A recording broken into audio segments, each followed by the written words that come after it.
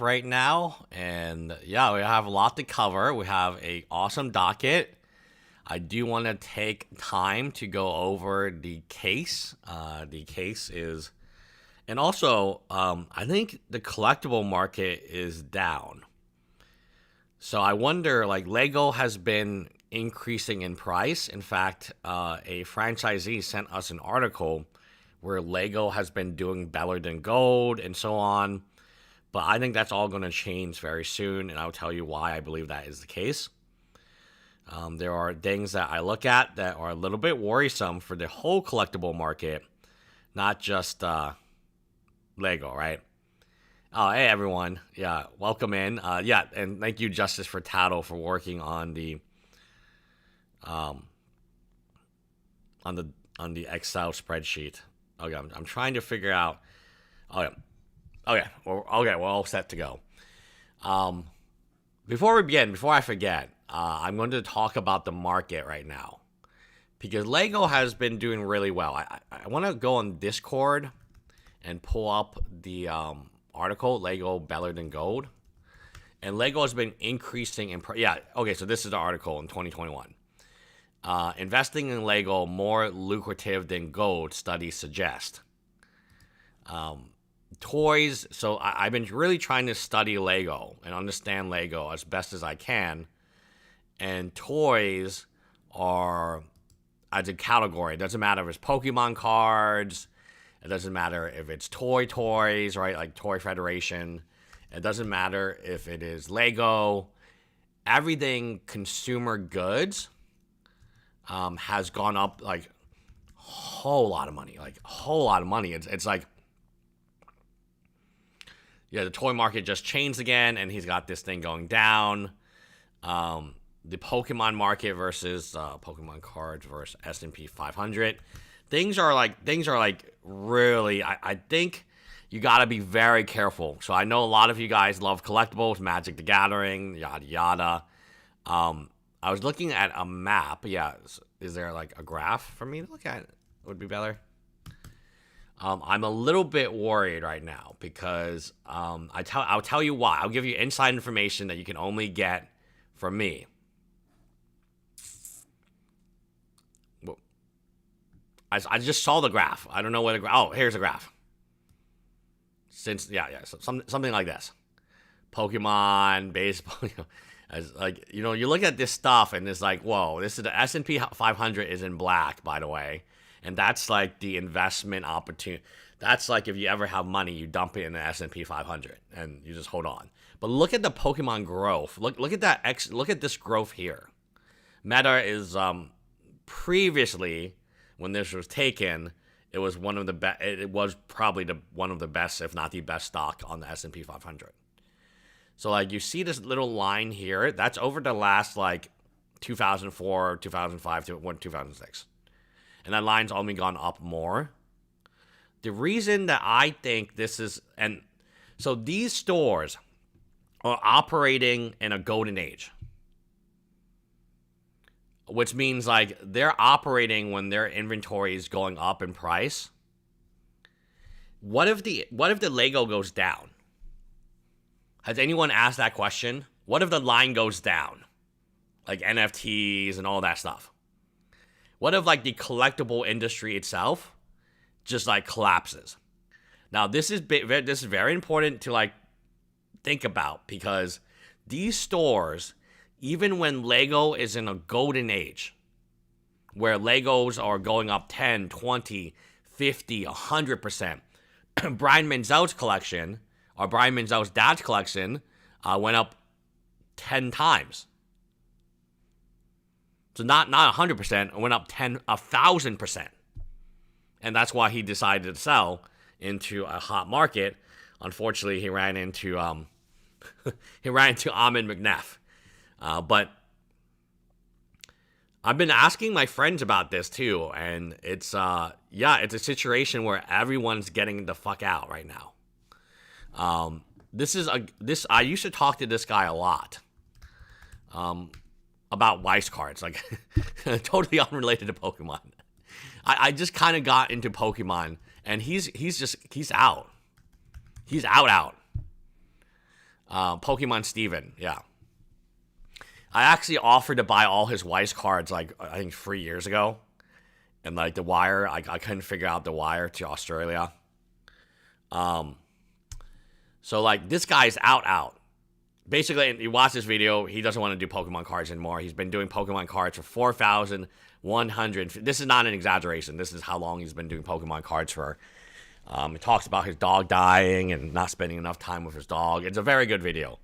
So everyone I know is getting the fuck out of Pokemon right now. And it's like, whoa, what's going on here? Like, you guys are all leaving? And then they're selling. And so I'm like a little bit concerned now. Because, like, I can show you. So right before I was live stream, right before I entered this live stream, I looked at my Facebook. And I have, no joke, 50 messages of people who want to sell me their Pokemon collections right now.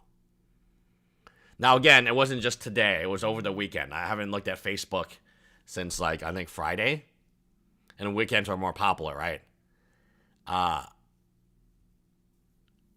That is very concerning to me. So I want to kind of think of, hey, afternoon, C-Mad. I want to kind of think about this for, like, a little bit of time. So if you have a bricks and minifigs, a bricks and mortar store, and during the best of times, the very best of times, you don't even have a salary for yourself. What happens if Lego goes down? What happens if every time you see Lego at Target, it's 70% off? What's going to happen to these stores?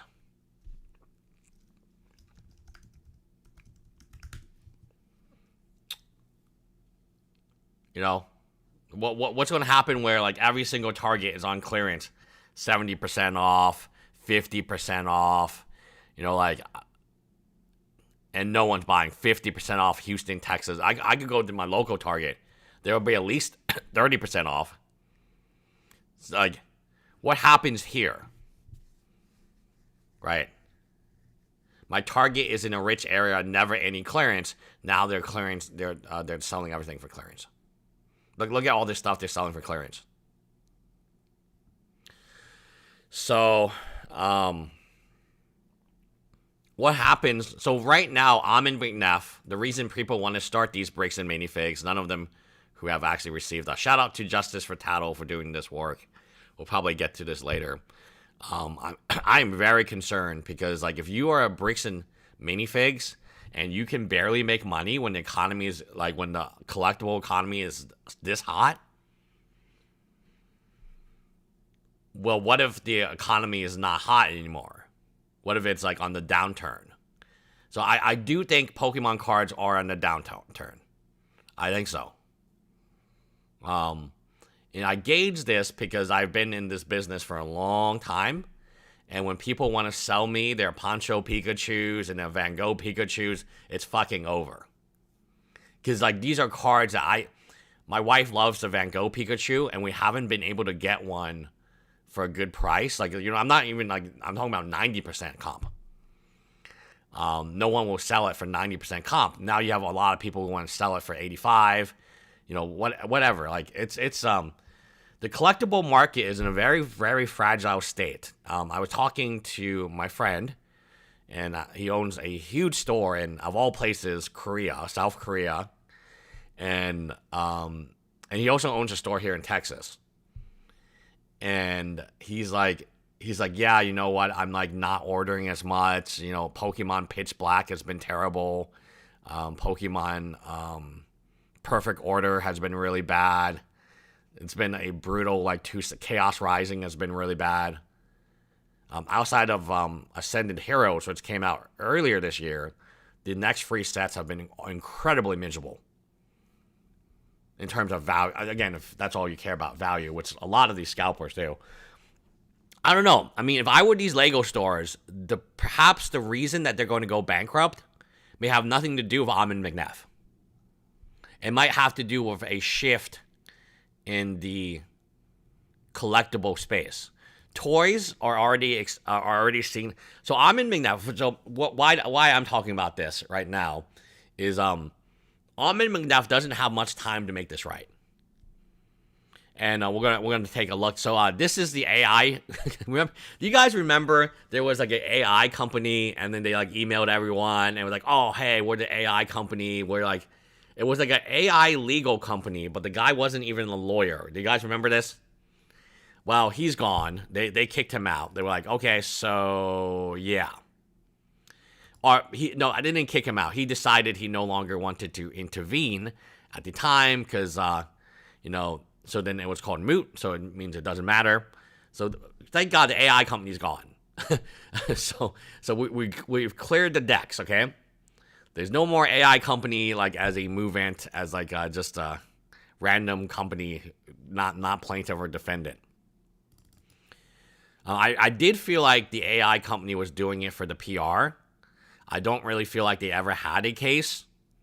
And especially after Ben got the lawyer, their whatever case they may have had went to 0. So, okay, what happened recently was July 31st. That was Friday, as they tend to do. They send these things Friday. We have an extension for unopposed. That means all the parties. So we're on David Barlow again. Unopposed means that nobody said nope. The reason it's unopposed, in my opinion, so defendant Brian Menzel binds through counsel, wants to respond to complaint this matter to Wednesday. Now you might be like, why are the plaintiffs agreeing for this, right? It seems to only really benefit Brian Menzel, and then also it would technically benefit Reckless Ben, and Victor. You always forget Victor's part of this lawsuit because like it doesn't make any sense, right? Okay, so interesting enough, you see all the lawyers are here. These are the lawyers. And then here's Gregory. This is the legal company that he's promoting, I guess, has also been attached. A very interesting company. I don't really see the point of them anymore now that that Ben has a lawyer. Also, he is not a lawyer, so it's just like, it just takes longer to do stuff. So I'm not a big fan of like people doing that, especially if it is solely for promotion. Now, if you did it and you really did have a case, I would think, okay, that's interesting. But I don't think he has a case. I'm talking about the AI company. So then the question is, why did they extend it like another month? The answer is they're settling. So when both parties agree to an extension, we've seen this in the Ethan Klein versus Frogan. Yes, Frogan. It means they're settling. So I'm going to say something really obvious here. Like, things are not going well for Bricks and Minifigs. I can click on any of these links. Thank you so much. Justice for Tattle. And it'll either have, I guess, I'll have a video or have some type of like link where like it'll tell me that, hey, they didn't receive their shipment. Oh, event canceled. We went over this yesterday, but I think this is just kind of, it's a very interesting visual to see. That like out of all the stores, like only 2 of them got them. So we did 22 stores, and it wasn't even, it was like random, right? We're not trying to pick on anyone. But only 2 stores out of 22 received their shipment on the biggest Lego day. We had Chris Gorman in chat tell us how big of a day this was. So he said this was the biggest release date. This is a day where if C didn't get the shipment from Toy House, she would have gone to Costco, Target, Walmart, and spent her own money just so she would have this for the community, which makes perfect sense to me. Like, I've done pre-releases for Pokémon and Magic, and I couldn't imagine missing. Could you imagine? Like, okay, so right now, there are 2 things in Pokemon that are happening. One, right now, people suck. The new sets suck, and then everyone's waiting on something to happen. So 30th anniversary. Like, could you imagine, like, you're a Pokemon store, you advertise you have 30th anniversary, and then, like, you don't. Like, this is, like, the biggest, like, release for Pokemon. Like, every, anniversary is a big release, of course. But this is, like, the biggest release ever. And you've been advertising for the last month that, hey, man, we're going to have these amazing Legos, and everyone's big, everyone come out at midnight, and we'll have, right, this is a big savings, but they don't have no Legos, right? Yeah, and actually they say, unfortunately, on August 1st drop is delayed and won't arrive until early next week. Right. Could you imagine you as a Pokemon store and you're literally your customers are like foaming at the mouth for the new Lego sets? I'll show you a video by Emmasaurus if we have time later. I think she bought all the new Lego sets. And you don't have 30th anniversary? Like, for the Pokemon people in that, do you understand how mad people would be at you? Especially if you told customers, hey, we're going to have it, we're going to have it, we're going to have it. And you have like a line out, circled around your thing. And then you have to tell each of those people, hey, we don't have it. Our shipment got delayed. Do you know, like, there would probably be a riot. No, at least in Humble, there definitely would be. Like, it would be a disaster on, like, epical proportions, right? Oh, okay, thank you, Justice Tato. It would be such a so I'm thinking about this. I'm thinking about this. I'm saying like, here we have a new update sheet. Thank you. Oh, wow, cool. Okay, we have literally the list of new Lego sets. Oh, that's awesome. And then we still have our. Oh wow, now we have 31. Okay, we have 31 of them. Sam Ramon has received it. Okay, TikTok. Okay, so we'll take a look at this. This is very interesting stuff.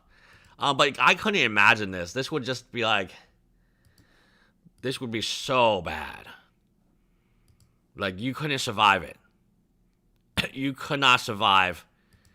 Like, so anyway, they got it. So I'm saying Almond McNeff is dealing with a bigger force at play than just even PR.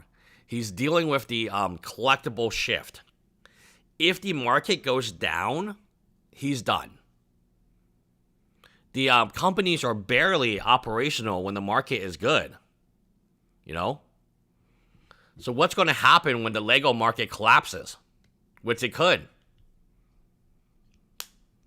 During the best of times, during a heater of a market, Almond McNeff still cannot make a profit. So what are chances that when the market just collapses, this dude is somehow going to make money for you? No. And that's why I think they're going to negotiate this out. I think they're going to negotiate Brian Menzel out first, is my understanding of what I would, if I were him, I would negotiate Brian Menzel out first, and then I would figure out what Ben, does he really want the chicken dance? Is really just an apology chicken dance and that's it? Because that seems like a pretty fair offer. But yeah, I've been thinking about this a lot. And like what I have to say is like, this is like really bad. Like super bad. But it's like, I don't want to say it's okay. They will survive. But what if the market turns? That's my question. So I want to ask Almond McNeff. I want to do a bit for my next video where I and the franchisees a question. You've been in the best Lego market ever. The last 5 years for any collectible has been the best market for that collectible ever. Magic, Pokemon, Legos, Riftbound, One Piece, go on and on. Vintage toys, baseball, sports cards. All the sports cards have gone up to the moon. I was watching some sports cards channels today. You've literally been in a market where every single collectible, Star Wars cards, Star Wars figures, you've literally been in a market where everything has gone up.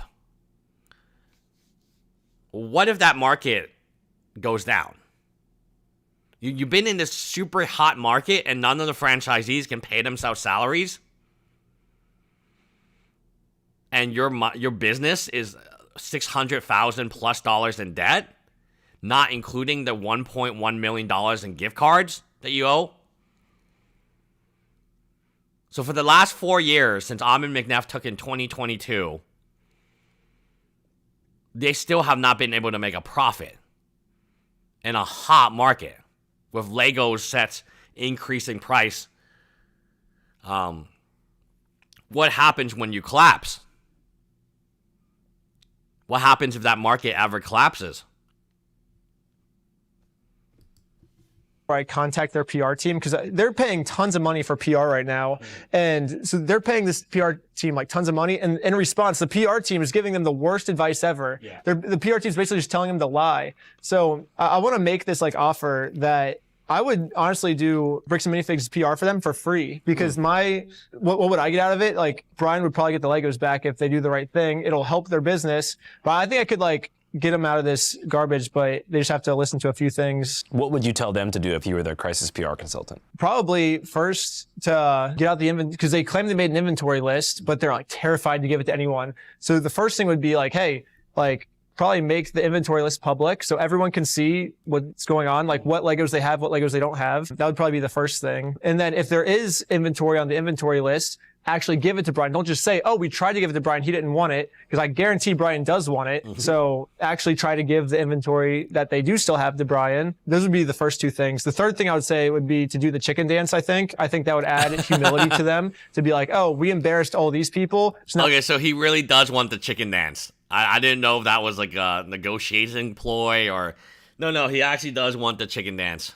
We're going to embarrass ourselves, and maybe it kind of levels out the playing field, you know? And It's actually a pretty good idea. I think if they did the chicken dance, it would gain back so much public support, I think, because they would be taking kind of accountability for like what they did wrong. Or just a self-imposed humiliation ritual can like bring them out of like villain status and humanize them a bit. Because now they're goofy, you know, and it's like, oh, well, that guy doing the chicken dance can't be a villain, you know? He's like this goofy little side character that was just stupid, you know? And I think that would increase their PR a ton if they did the chicken dance. Yeah, that was just the first things I would do. But I feel like there's more if I spent some time brainstorming. Yeah, I think part of the problem is like the crisis PR industry, and I have friends who work in it, is super exploitative. Anyone involved in controversy or any kind of situation, especially when it comes to like digital media, they sell resolution to people. They say, don't worry about this, like put this in our hands, here's a $100,000 invoice, like we'll take care of this for you. And what they do is just make it infinitely worse because it's so... No, I agree. This PR team, right, in Atlanta, I forgot its name. It's like on the bandmaps.com. Maybe we'll look at them later. Maybe, yeah, what's that PR team called?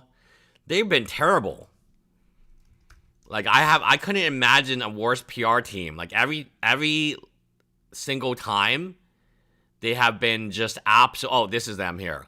They're called cockery, public relationships, or relations.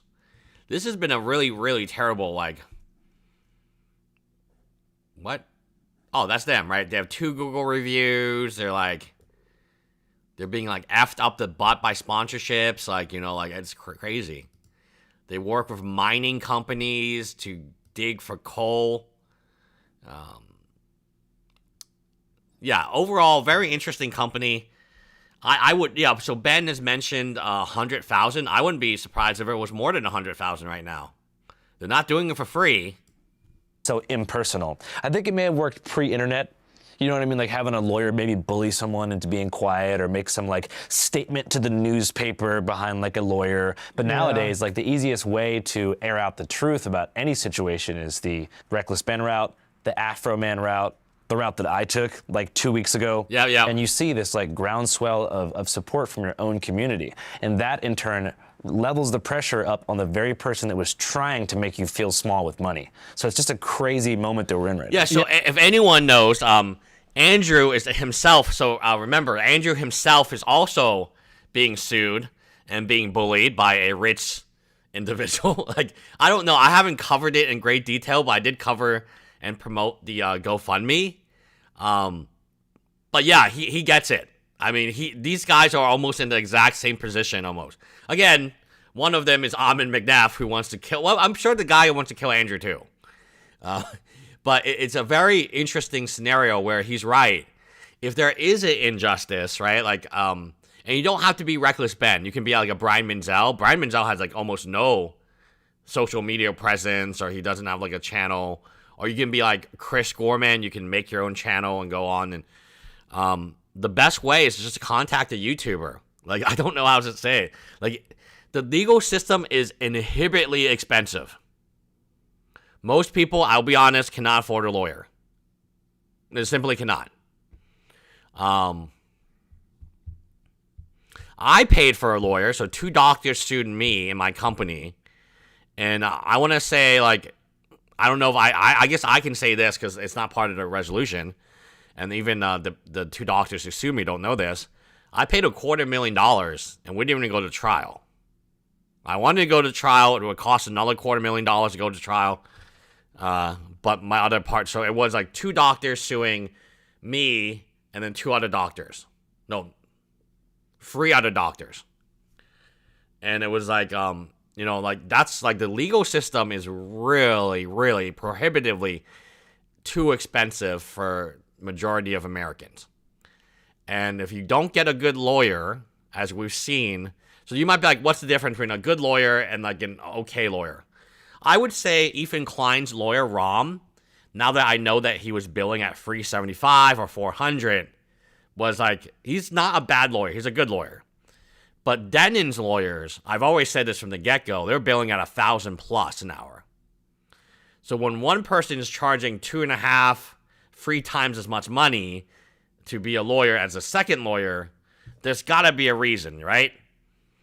Like, there's got to be, again, the quality is an issue. So, like, let's imagine you go to a ramen place and you pay $15 to eat that ramen. You're expecting a certain quality of ramen for $15. But then you eat ramen for $45.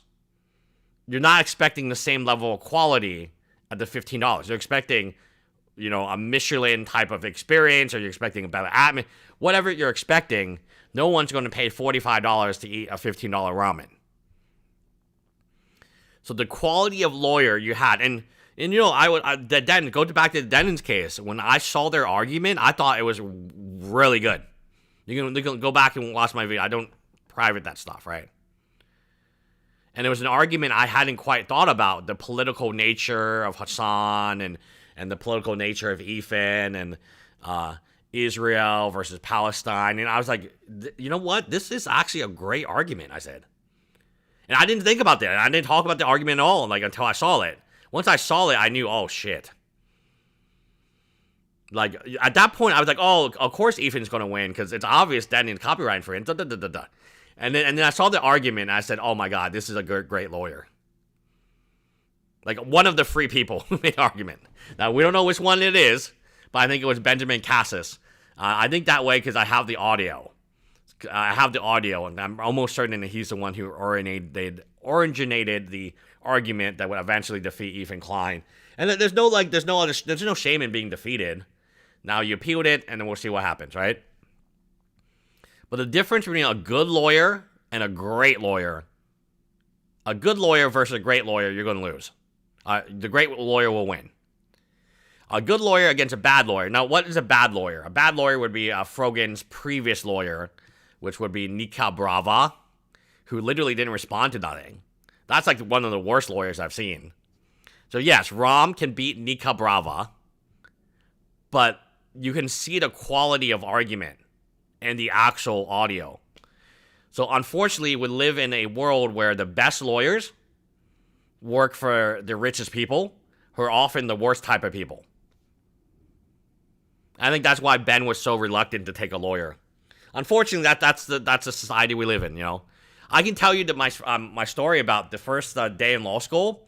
I met a woman who was incredibly dedicated to being a prosecutor, justice, and every word out of her mouth made it seem like she really cared about these issues, right?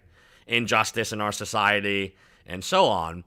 After the first year of law school, she got an intern at a really big law firm. And she used to dress in JCPenney clothing. Once we met, so we had these in William & Mary, we have these law firms. They're pretend law firms, where it's 15 people. I can show you a picture. And yeah, I mean it's one of these super bizarre things, right? Where somebody can change who they are in 1 year for money. And I've seen this firsthand with one of my good friends. She was a very good friend of mine, and still probably a good friend of mine. I don't know, we haven't talked in many years now, but I've never seen that such a change in a human being,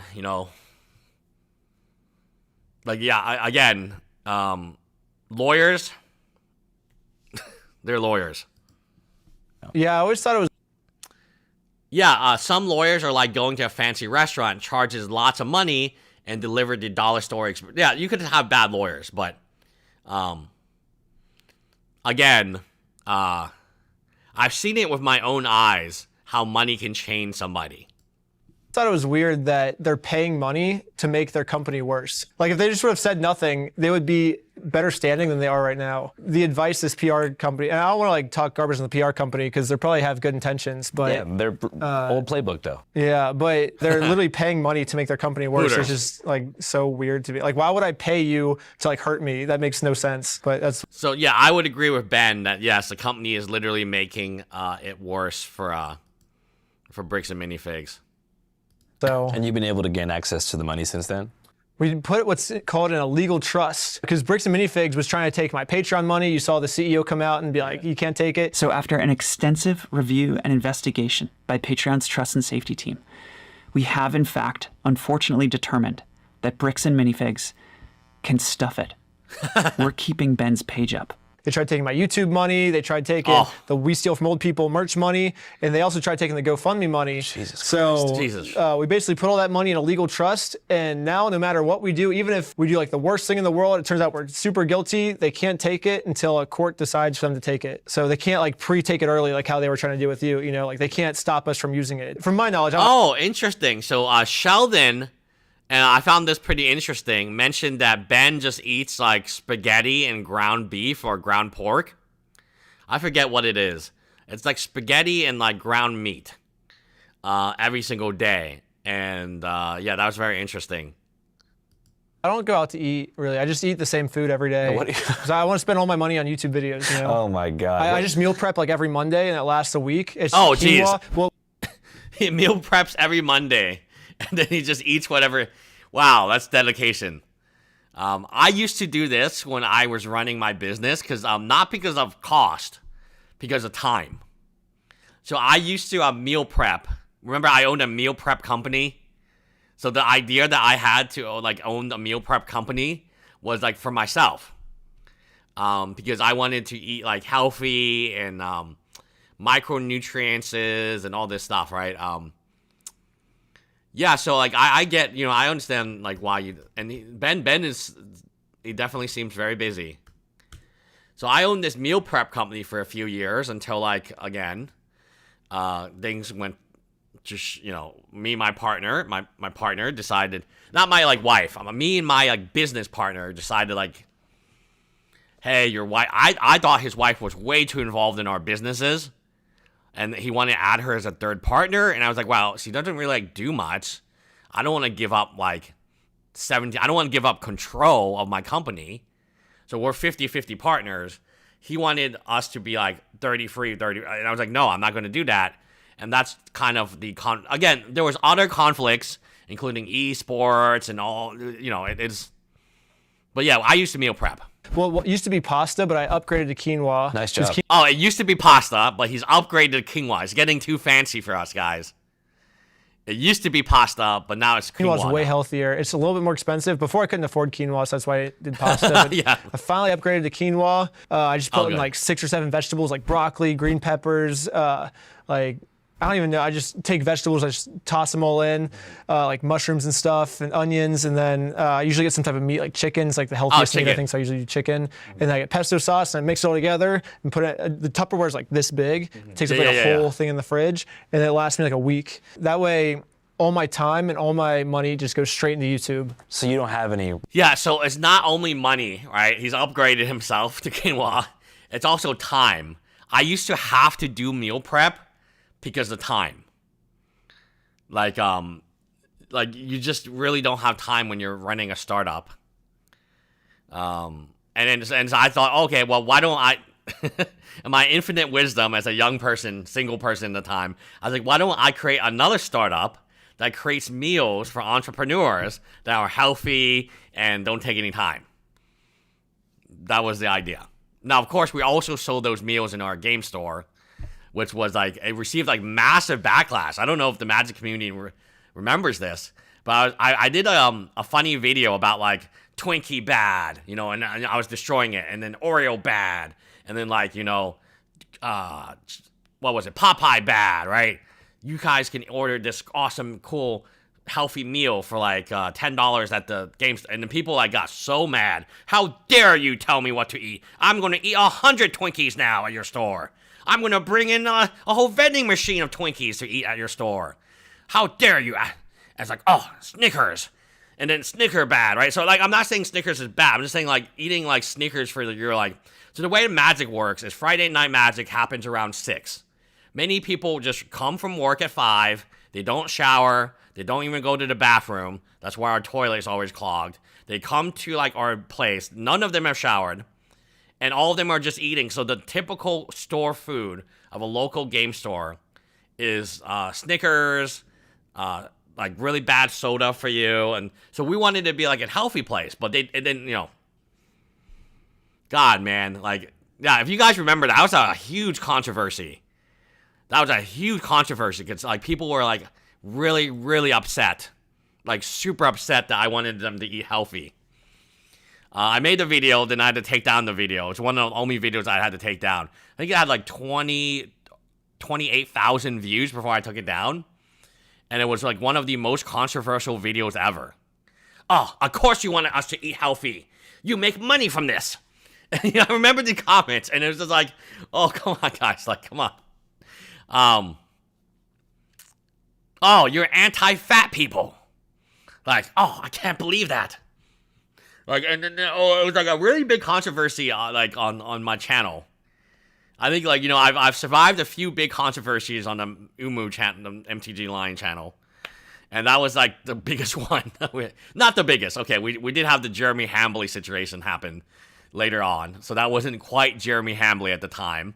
But yeah, that was our biggest situation up to date, was trying to get our customers to eat healthier. And none of them wanted to do so. Because they say no man is without vice. I'm wondering, like, whenever you want to get out of your grind set mode, is there anything that you do that people would say, geez, that guy's nuts? I like exploring abandoned buildings. Oh yeah, HCB butter, tortillas, and tacos. Yeah, I mean, I think the point was, like, they thought I was trying to tell them, like, hey, you can only eat this food, right? That's healthy. But that wasn't the point. I was just trying to, like, make a funny. I was trying to, like, sarcastically, but, like, I guess it didn't come off the way I thought it would come off, where it would be kind of funny. But people took it, like, really, like I was trying to, like, take their guns away, essentially. You know, it probably would be the similar to, like, me, like, making a video saying you shouldn't have a gun in Legoland. It's actually identical to that type of audience, right? And buildings and stuff. It's fun. That's pretty crazy. I don't know if that's a vice. Spineless Ben. Oh, Spineless Ben. Fun. Yeah, maybe it's a vice. I mean, Oh, Urbex is Spineless definitely so maybe breaking the law is the vice. Yeah, but I don't do it in a way to hurt people. I do it for, like, exploration, you know? I'm trying to think of other cool vices I have. I guess that counts, just like breaking into stuff. Just like something to kind of like stimulate that part of your mind that's like, I'm breaking loose. Oh, yeah. I'm trying to think. I don't know. Usually I just film everything I do, usually. I'm either filming or editing. I feel like that's, like, pretty much it. Because that's, like, what's fun for me, you know? Anything. Well, okay, so, like, in context, what you have to understand is this just happened. Magic. Okay, so, like, in context, like you have to, like, understand everything is in context, right? So, this thing just blew up, and so I was talking about this. No, fucking Immigrant has ads now? So it wasn't, like, off topic, right? Like, people were super, super pissed. Because this had already embarrassed them a lot. Like, this went viral. It went, you know, remember when BuzzFeed was, like, really big? So it was a guy who went to a Magic tournament. This is not a plumber's convention. This is a Magic tournament. And he just showed people butt cracks. So, like, in context, this was, like, what I was trying to do. So I made a funny video about this. So this guy did get banned from Magic for a little bit. He got, like, unbanned later on. So it wasn't, like... So it already was like a viral topic. Everyone thought the butt crack thing was funny. So I thought like, oh, well, I'll do something even more funny than that. They did not like my take on it, even though everyone thought the butt crack thing was hilarious. Everyone thought it was hilarious. I thought it was hilarious. But then when I had my take on it, no one thought it was funny. But now it's like, I feel like hundreds of people would show up and it'd be crazy. Do you ever worry about your fans going too far on your behalf? I do. If they go too far, I think that's a wrong way to word it. I think people have actually graffitied the Bricks and Minifigs store, which I'm like super against. They're like harassing innocent locations and stuff, so that could be considered going too far. But I don't say it's on my behalf because I say don't do that. I've been on like every single news station I've been on, every single interview. I've always said don't harass the innocent stores. Like, corporate is also screwing them the same way corporate screwed Brian. So by you harassing the stores, you are siding with corporate, So I don't think that's on my behalf at all. I feel like if anything, that's on corporate's behalf, So if people are going too far, it's not on my behalf, Oh, I totally agree. After I made my fundraiser video, they added an amended complaint to the new lawsuit where they were like, oh, people keep calling us and saying like, what's up, I think that the U.S. is in need of court reform. Do you think people should be able to sue each other to the extent that they're allowed to right now? It is so strange to me how, it's like the more money you have, the more likely you are to win, which doesn't make any sense to me. Like, I think in other countries, isn't it who's ever legally in the right should win and who's ever legally in the wrong should lose, I think. Yeah. I think some other countries operate that way, but nobody America has our civil system except us. Our legal system in the civil courts is like a joke. It's insane. So then what's the solution to that? I've thought of what's the problem, what's the solution? I haven't thought of a solution because what's the solution? You fire all lawyers and just have me fight against you, but then what if I don't know the law? Like, you should probably have someone, I should be able to hire someone, and if I can't afford one should be appointed to me, which we have. So, but then the one that's appointed you is bad, and I'm the public defender. I have a right to be here, and I have a right to stand here and represent my clients. If you want to fight, let's go out back, and I'll just beat your ass. Oh, gee, that's so bad. Public defenders are the worst. Public defenders. Oh man, because I'm not saying they're like bad people. I'm just saying like. Their docket is so crazy because there's so many people who want a free lawyer that they can't possibly represent everyone to the best of ability. It's almost like a school teacher. Okay, the school teacher's great when you have 10 kids. Okay, when you have 20 kids. But you school teacher, you give her like 40 kids and each kid is at like a different level. Let's say like it's a math teacher. And each kid does like math or English at a different level because their home situations are different. Like, there's no way. So suddenly a good teacher with 20 kids and an excellent teacher with 10 kids becomes a terrible teacher with 40 just because there's 40 kids, right? So if you think about like the same thing for a lawyer. Like, if you are a lawyer and you have 5 clients, or God forbid you have 1 client, right? You can just focus on that one case, that one client, and do a really good job because that's all you're thinking about. That's all you're talking about. But if you have like 50 clients, I don't think you can do a good job. And these defense attorneys often have 100+ clients, hundreds. So, like, how could you even know, like, what's barely going on in each case? So I'm saying the system, just like Bricks and Minifigs, is set up for these public defenders and or prosecutors to really fail. Because they just, boof. It's like that Utah judge that has 1,000 concurrent cases. Dude, like, any of these guys like would be like the biggest live streamer on Twitch at any given moment in time. Right? They would be bigger than Denon's, the largest female political live streamer, apparently. They would definitely be bigger than Frogan or Caseytron.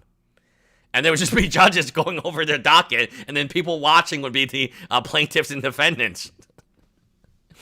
So, like, again, it's back to the situation where, like, a good teacher, put her in a bad circumstance, and I promise you she won't be a good teacher no more. That's why daycare is like all about like when you're like a little toddler when you're like an infant, they have like more teachers per infant. Then when you get a toddler, there's, less teachers per infant or more infants per teacher. And when you grow up and up and up, then like you get, there's less teachers and more like students.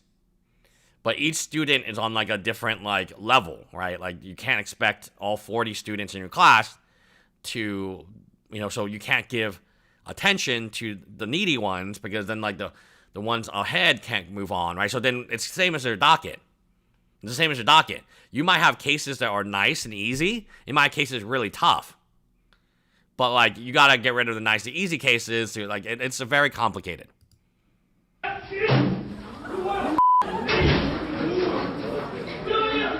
Well, I think there should be civil public defenders. In the same way that if you're charged with a crime, you can get a public defender in criminal court. In civil court, you either have to represent yourself, which is super hard and time consuming, and time is money, or you have to hire a lawyer or get someone to work pro bono, which is hard. My personal take on the situation is the barrier to suing someone in civil court for things like defamation should, one, be extremely high. So high that you have a series of judges and courts review it over and over before you're even allowed to serve somebody. And secondly, anybody being sued should get a great civil public defender, especially if it's a bullshit case like mine or yours. Because if you get charged with a crime, you get defended no matter what. Well, we have anti-slap laws. And but you still have to hire a lawyer. Yeah, you still have to hire a lawyer for it. But so the anti-slap laws are really good. I think that's a good step in that right direction. But yeah, there's something so weird to me about me, because I was in a couple situations where it's like, shoot, I might actually go to jail for a really long time.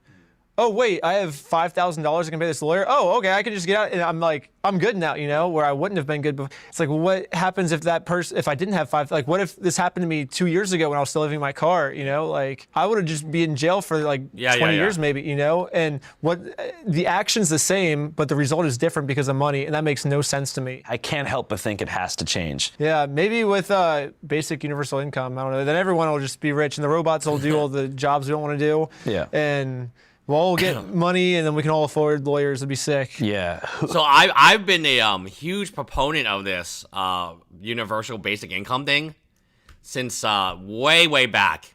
In fact, we were a marketing channel. Oh, here's Emosaurus. 80 new sets. I bet you she didn't go to Bricks and Minifigs for those 80 new sets.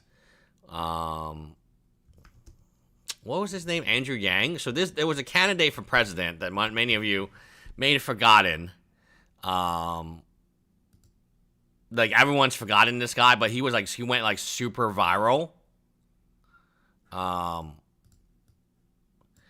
And his like main thing was universal basic income. That was like his main thing. And I really liked it. It was like my first introduction to universal basic income.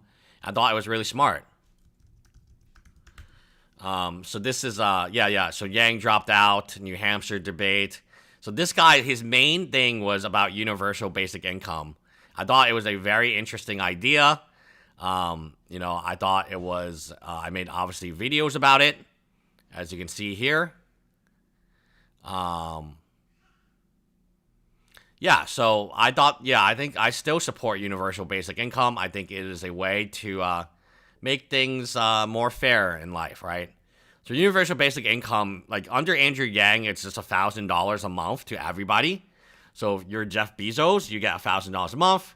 If you are a single mom with like 2 kids, you also get $1,000 a month.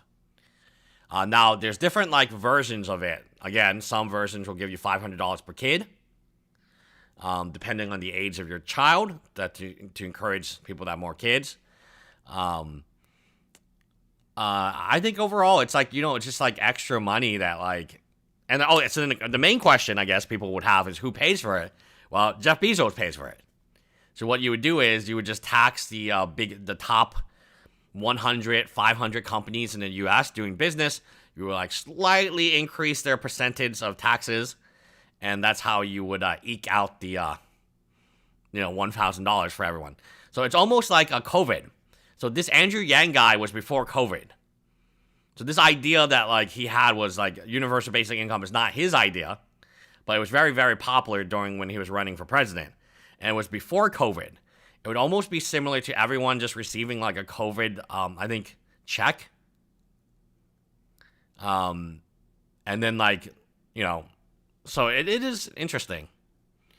Okay, so Reckless Ben was an engineer just like Alex the Fiction. Shout out to Alex, our editor. He shares his bad living conditions. Okay, like, cool. Let's take a look at that. But yeah, I'm a supporter of it. I'm still a supporter of it. I no longer support Andrew Yang because he's like, whatever. He's kind of not like in... He's not as relevant anymore. But if a candidate did want to do universal basic income and his other stances were like, okay, I would probably support that candidate. That, you know, you're doing it. Well, I was a full-time. mechanical engineer. I was in a cubicle for 2 years. It was terrible. I hated it. Having a boss tell me what to do, and I like wanted to create all these cool contraptions. I couldn't. You know, I felt like I was like it was like too slow for me. I don't know. Yeah.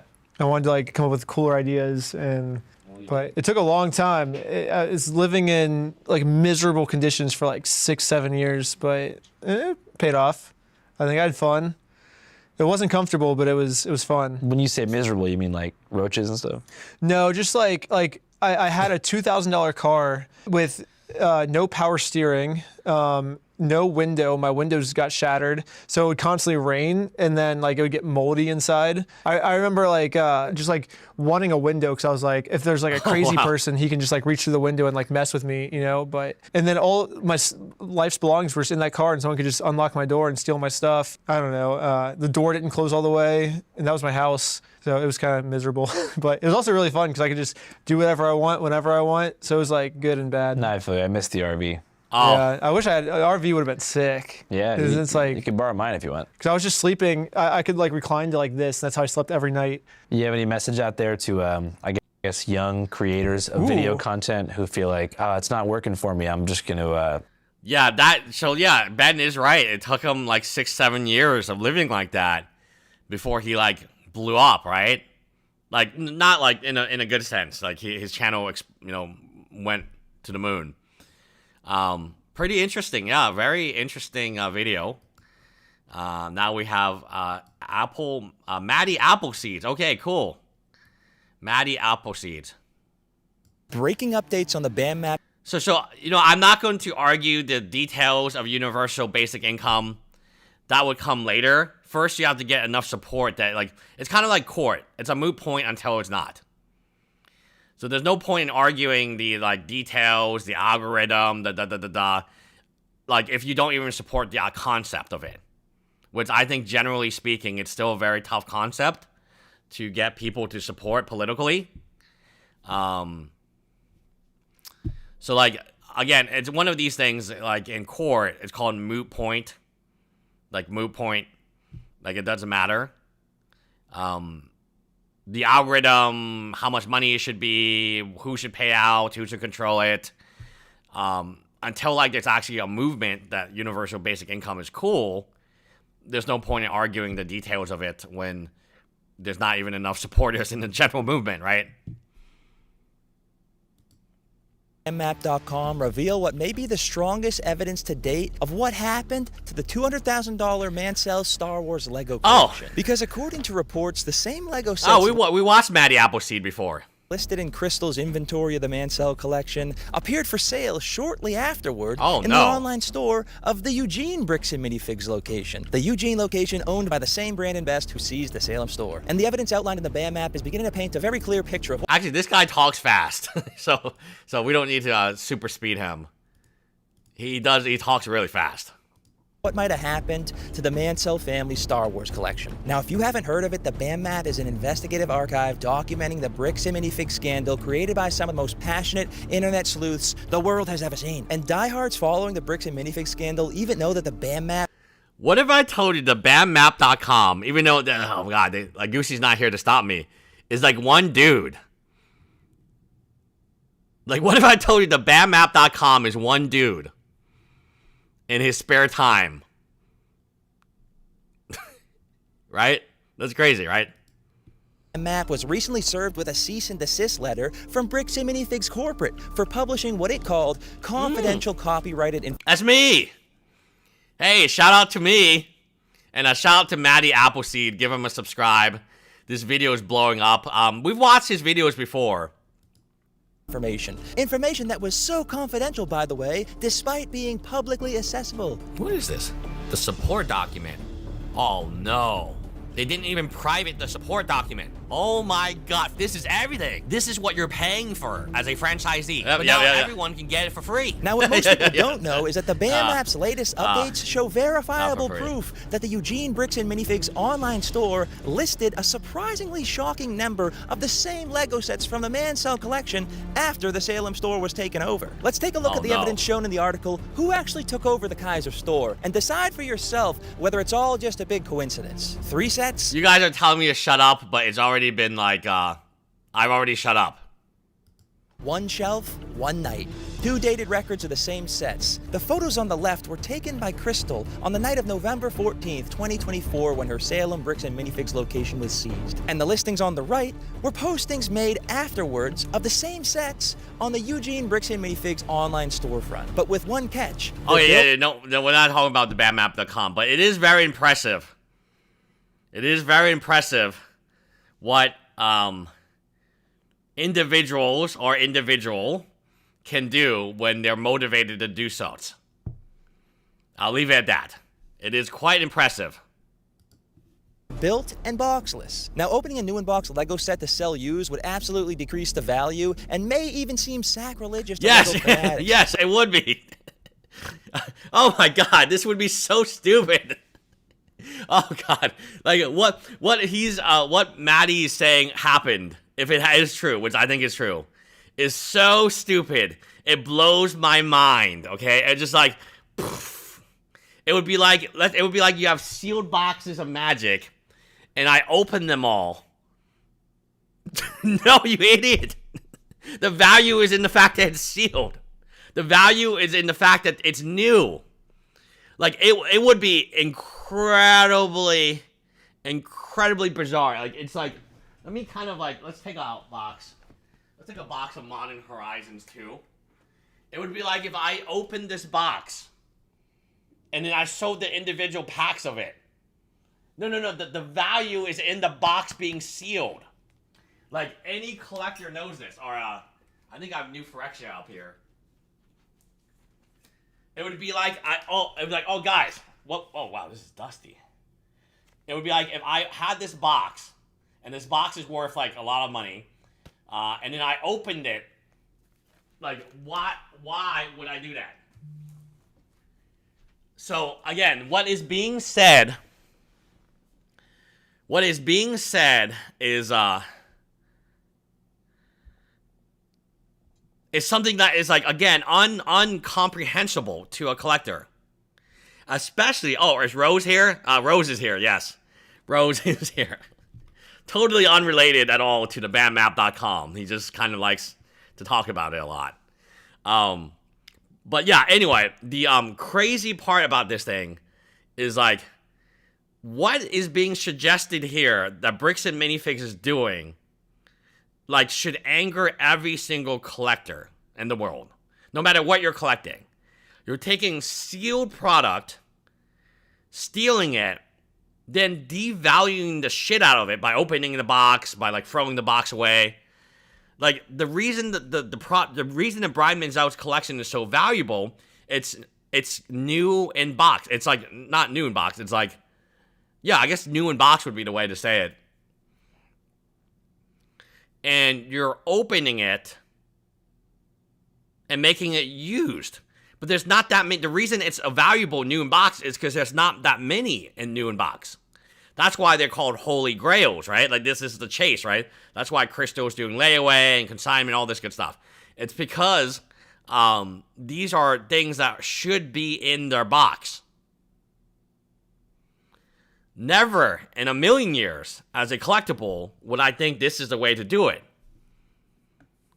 So what Maddie's saying here is, like, crazy for anybody who collects, like, sealed Pokemon, sealed Magic, sealed Lego, like, not sealed Lego, like Lego in box, complete in box, video games. Like, the difference between, okay, so let me show you this. The difference between these two items.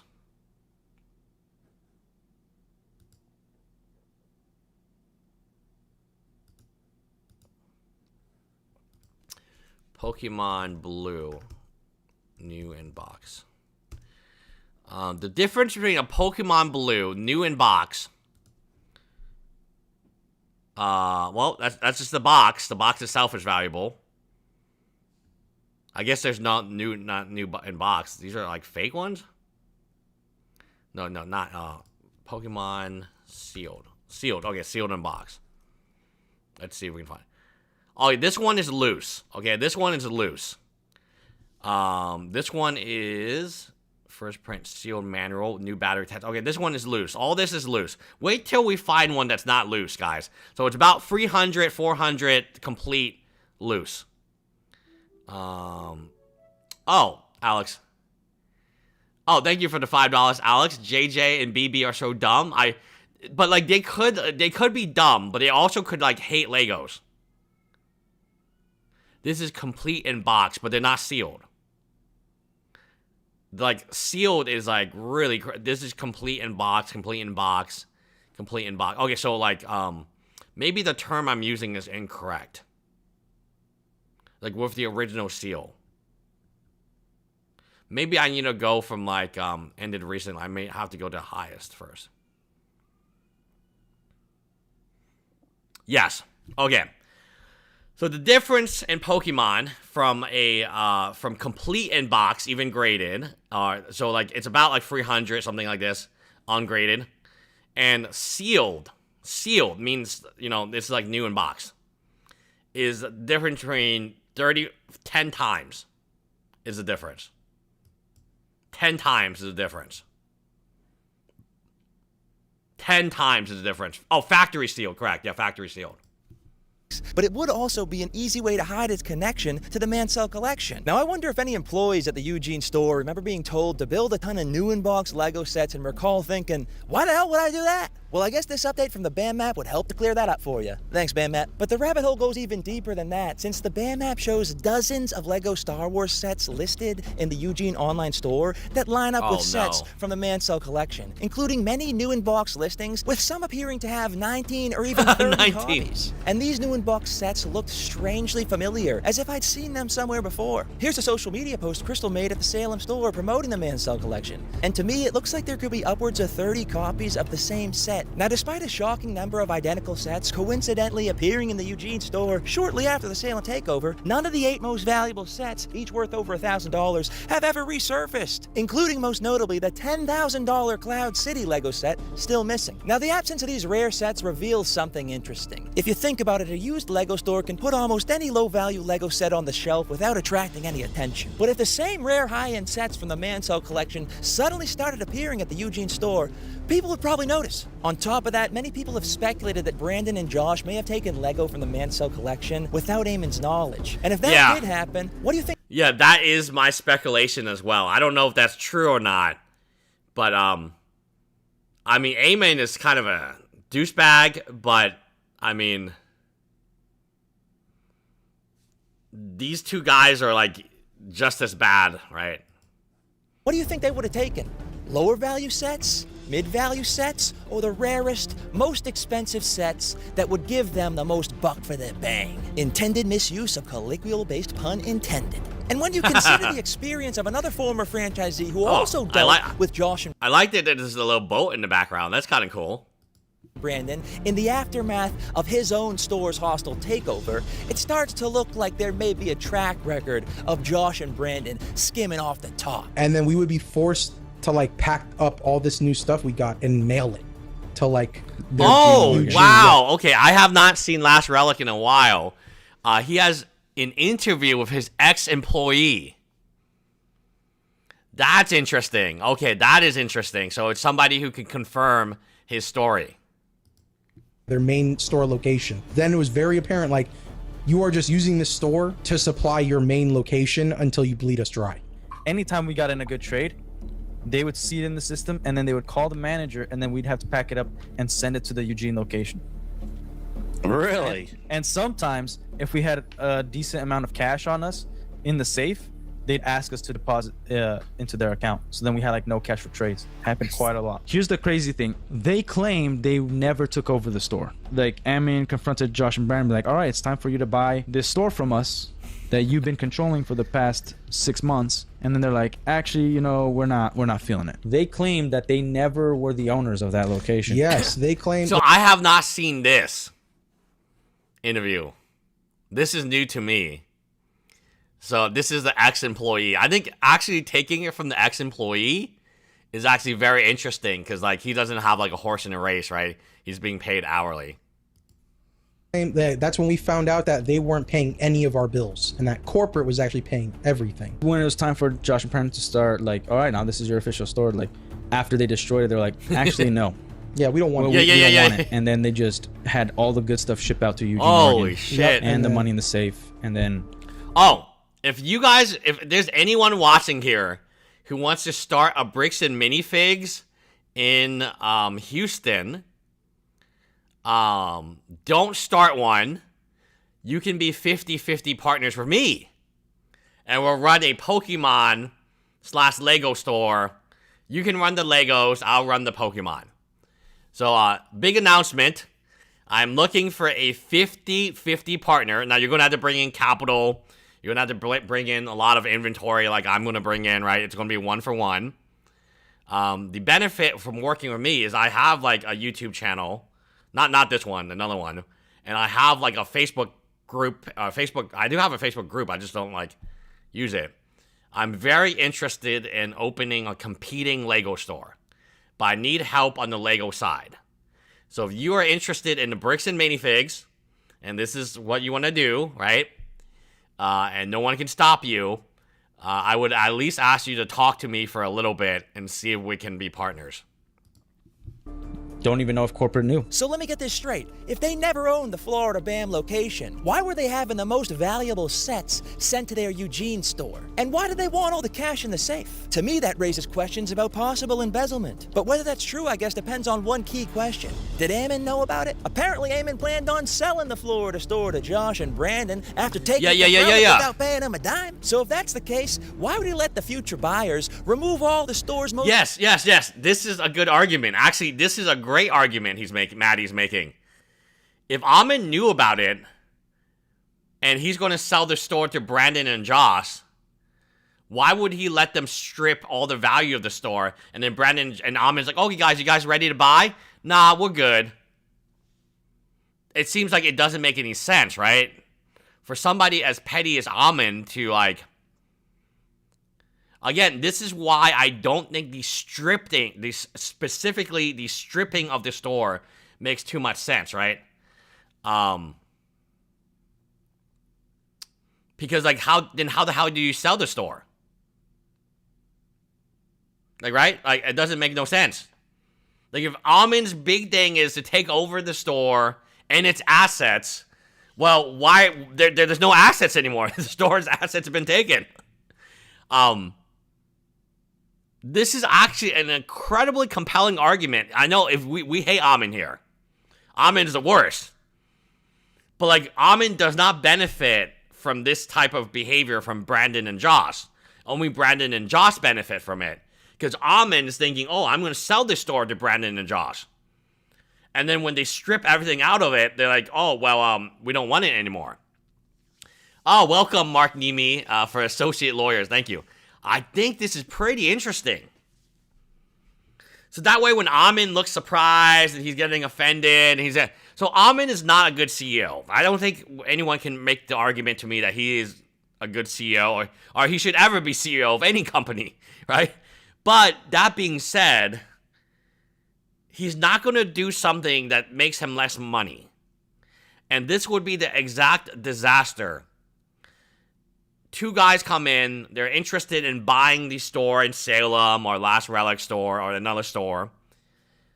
They operate it a little bit and they say, oh, well, we don't want to buy it. We'll buy another one, Ammon. Ammon's like, oh, yeah, you go buy another one.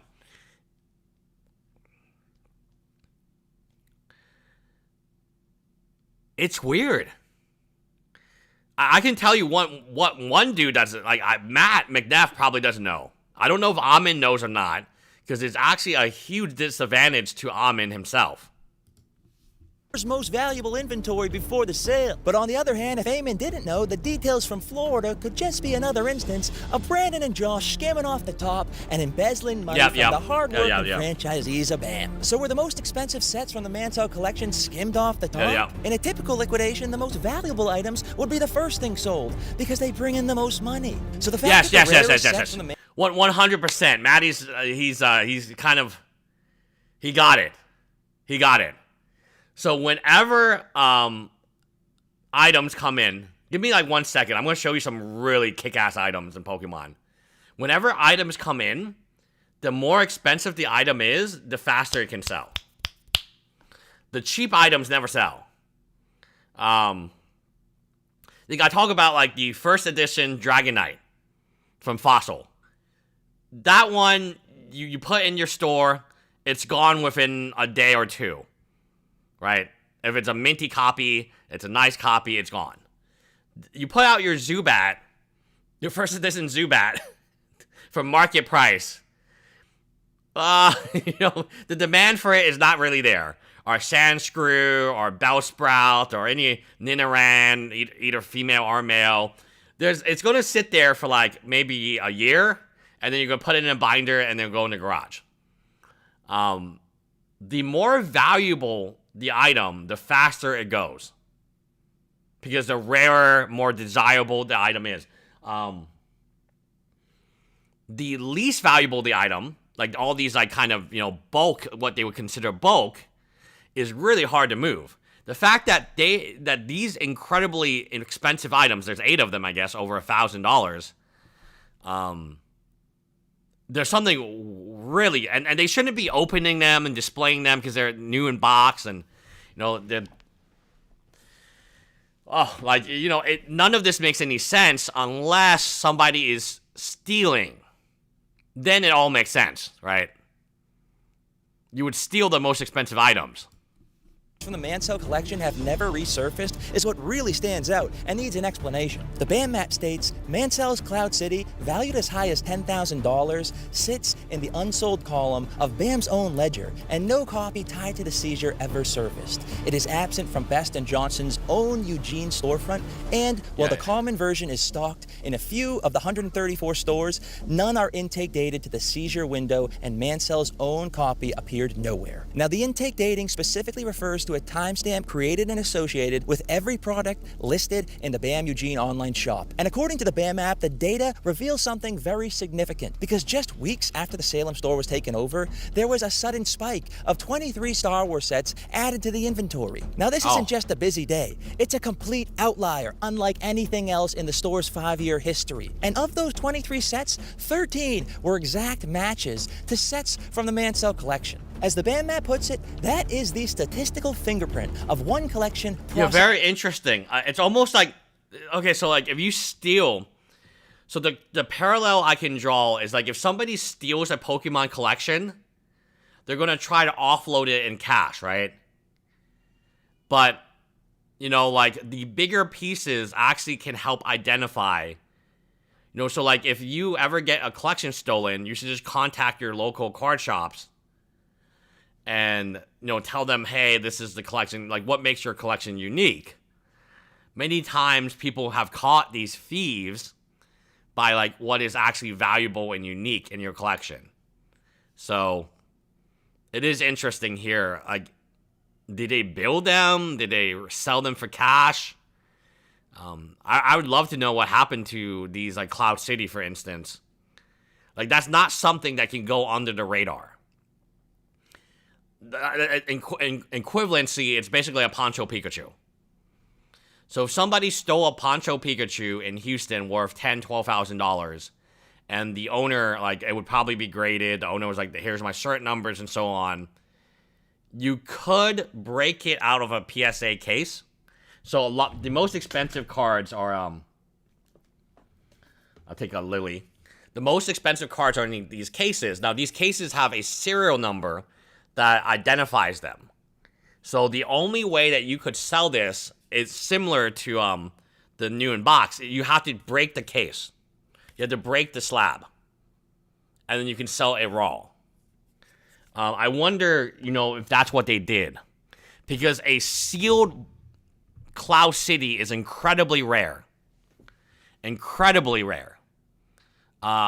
Did they break and did they sell it as used and suddenly it's less rare and then it goes under the radar a little bit more?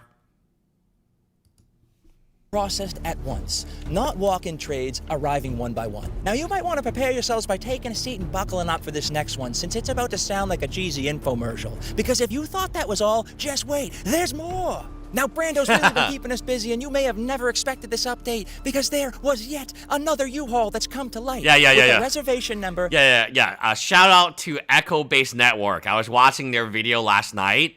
I didn't finish the video, but I was watching the video last night, and they were talking about the third U-Haul. Oh, man. At this point, they just need a corporate account, right? 98444-165. Being made by Brandon Best on November 15th, 2025. Brandon was caught on camera with the U-Haul at the Salem Bricks and Minifigs location. He even admitted to being at the Eugene store earlier that day and going back and forth. Yeah. Were you in that big truck or?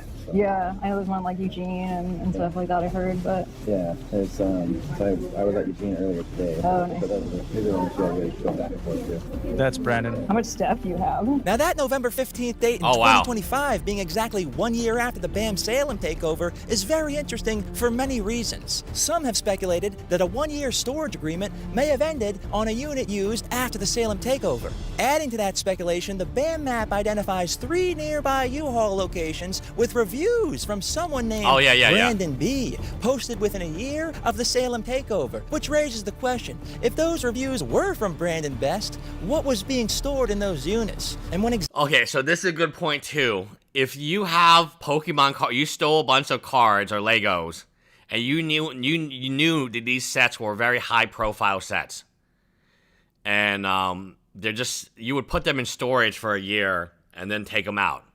You can't sell them right away because like this stuff is like so unique and so high-end. The number of buyers you would have for like the number of people who can pay $12,000 for a Cloud City.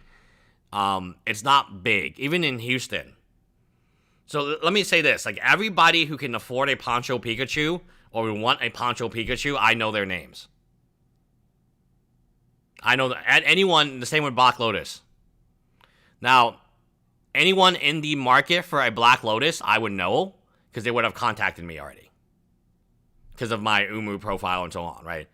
So like, if I was a Lego influencer, like M&R is like, what, 10, 20 times the size of me? If there was a Cloud City sealed in the marketplace, he would know. He would know. Somebody would tell him, oh, I saw this listing.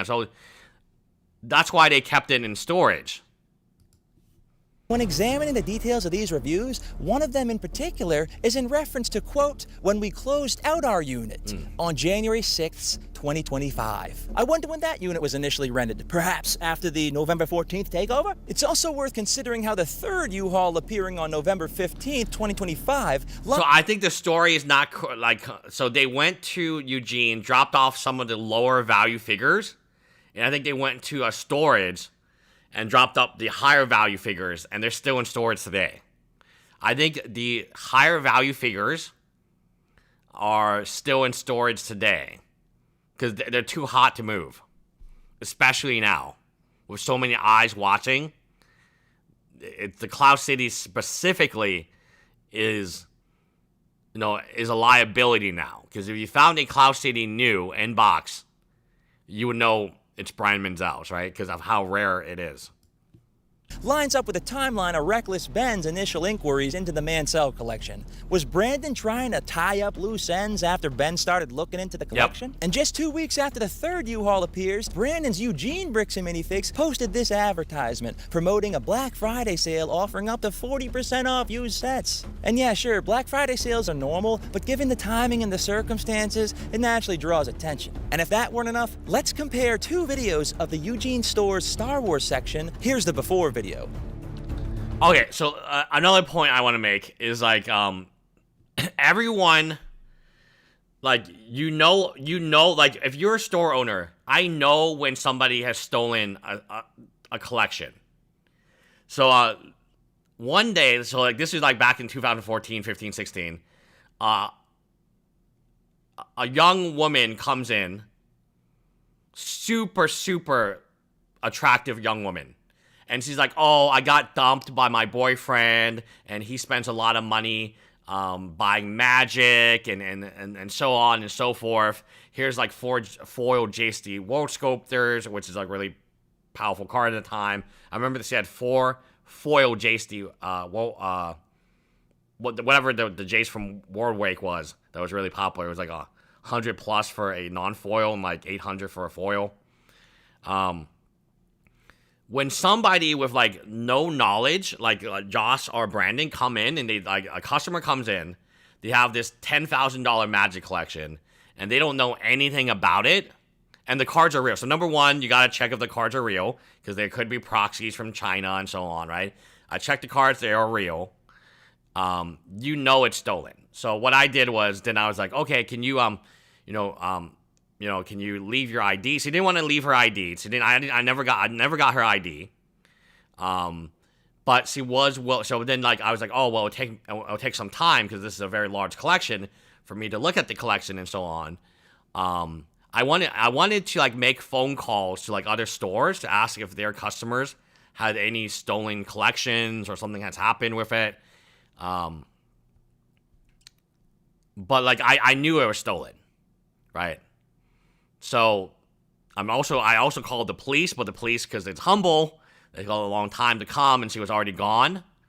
But I did like video camera footage and so on, and eventually it did come out that it was a stolen magic collection. They caught her and everything because she went to my competitor right next door, and then he also got the willy jillies, right? Like if you are a store and you buy stolen collection, there's no excuse. You know it's stolen.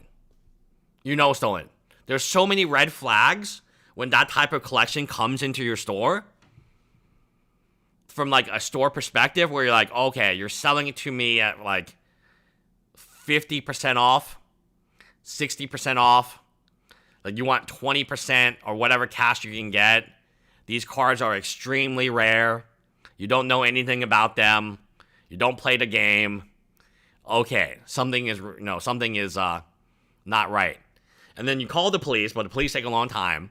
And then you start calling every other local store. Hey, do you have a customer who lost their thumb? Do you have a customer you got? And then all the local stores, we all talk on Facebook. We try to figure out what cards they have. And the shady activity, they don't want to give you an ID. So like what I'm saying is like selling a stolen collection is actually quite difficult to do when it's stolen recently. That's why the storage makes perfect sense. Seems like pretty slim pickings to me, Brando. Your walls are looking a little empty there, bud. Now let's look at another video from after. It looks like a ton of new Star Wars product hit the shelves. Woohoo! Good job restocking, Brando. Now all the credit of these findings goes to the great people behind the creation of the BAM map, and to a little bird called Tattle. Oh, hey! Live on as a symbol of a hey! Shout out Justice for Tattle. Phoenix in our hearts and minds. You know, BAM can hire all the lawyers they want, but there's no price that will beat the sheer grit and determination of those who put their heart and soul into uncovering the truth by shining a light on darkness. Now, those who operate in the shadows fear the light, and the BAM map is that light. I encourage everyone to take a few minutes to read the full stories. Who actually took over the Kaiser store? So this is a very good video. We'll give Maddie Applesheet another shout out. Van Life. Okay, cool. That's actually really cool. We'll give him a shout. We've watched his videos before. He's pretty cool. Pretty cool guy. Okay. We'll continue on to BAM map. So I saw this. This is funny. So I just solved all of BAM's legal problems. All Brandon Best had to say, hey, they told me man sell collection. Man sell collection. That's what I did. Case closed. Sorry, Ben and friends. Yeah. Delete the post immediately. Here's Alex. He found it very funny. Pretty interesting. Yeah, so like the man sell collection, because they're cavemen, right? They're cavemen. Okay, so we have this. I don't know what this is. BAM franchise location afraid to attend Brick Slopes Lego convention. Okay. Let's see what this is. Brick Slopes is a premier annual Lego fan event and convention scheduled for August 27th to 30th at the Mountain American Expo Center in Sandy, Utah. The public exhibition runs August 28th to the 30th, featuring massive custom creations, MOCs, interactive brick pits, racetracks, and so basically it's like a convention. As a Lego vendor, Brick Slopes is considered a highly lucrative mid to large tier regional convention with strong, highly targeted audience. Yeah, seems like it would be great. It operates at a scale that balances massive public foot traffic with a dedicated community of adult fans of Lego, AFOL. So they have the names for themselves. Oh, jeez. Adult fans of Lego, okay. Who have high, oh, wow, yeah, that's what I'm saying. High purchasing power. That's where you want to be. You want to be where the whales are. Brick Slopes is a critically important event for Bricks and Minifigs, particularly the local franchises in Utah and Colorado region. Historically, BAM locations like South Jordan, okay, and Orem stores have actively leveraged Brick Slopes to launch massive intergalactic store promotions, driving localized, yes, and build, yes, deep community ties.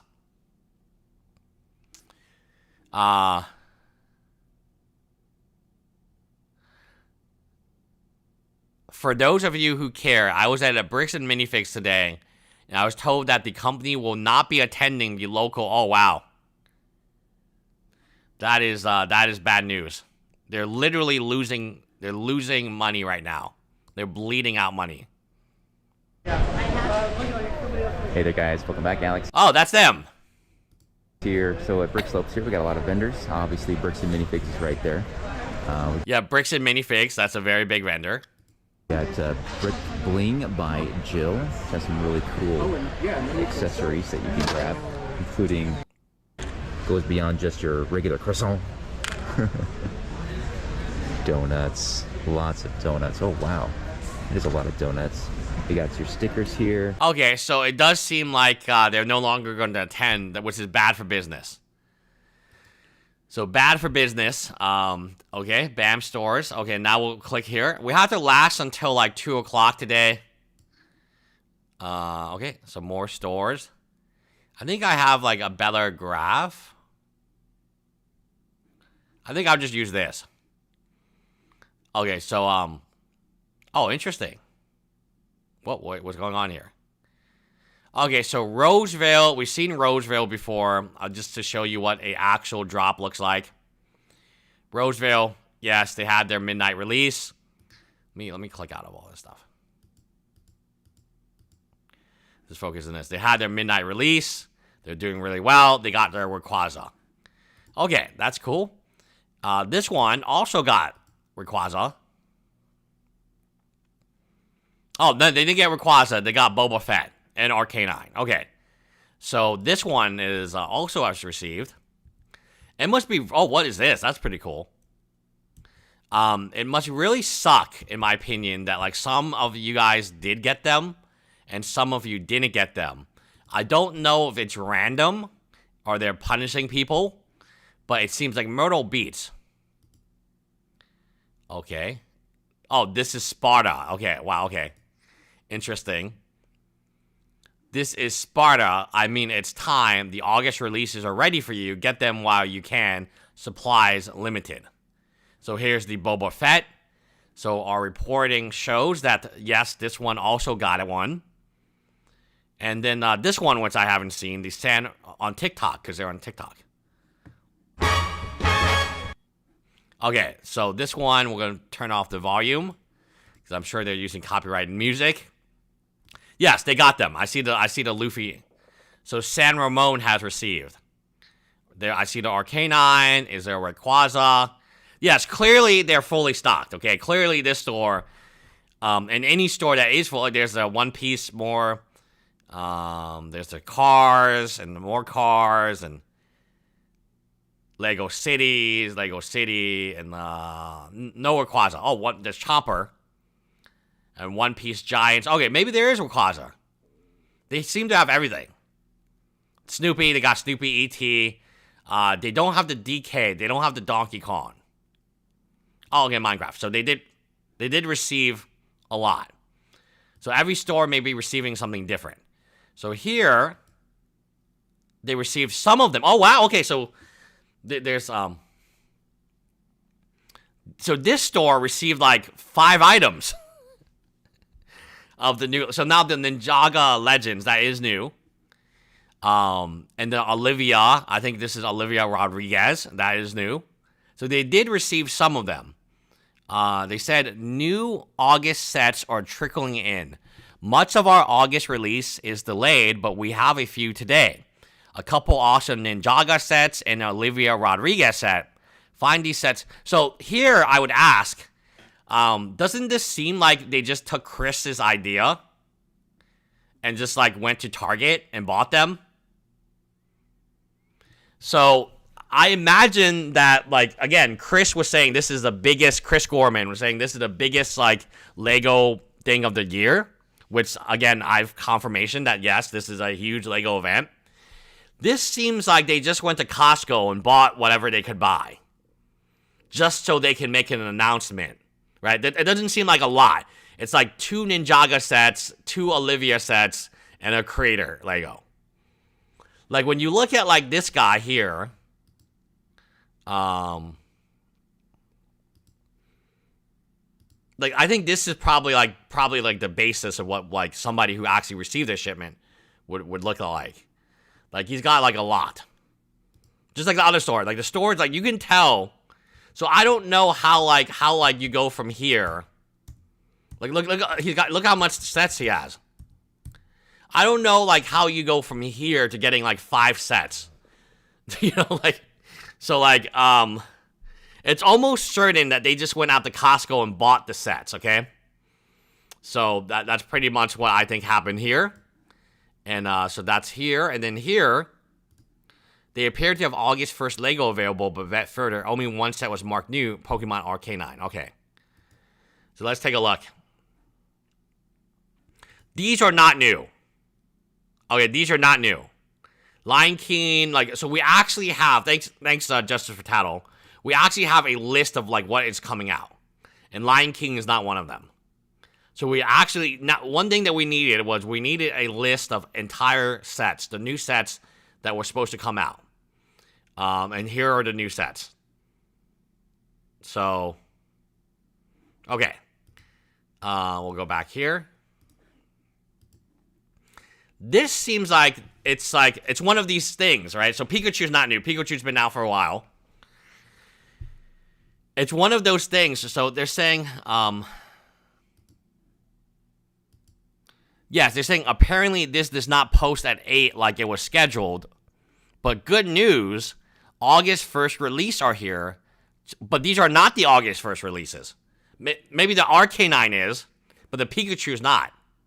So again, this might be a situation where this guy went to Costco, bought 2 RK9s. Eevee is not. Actually, Eevee's on sale right now in Costco.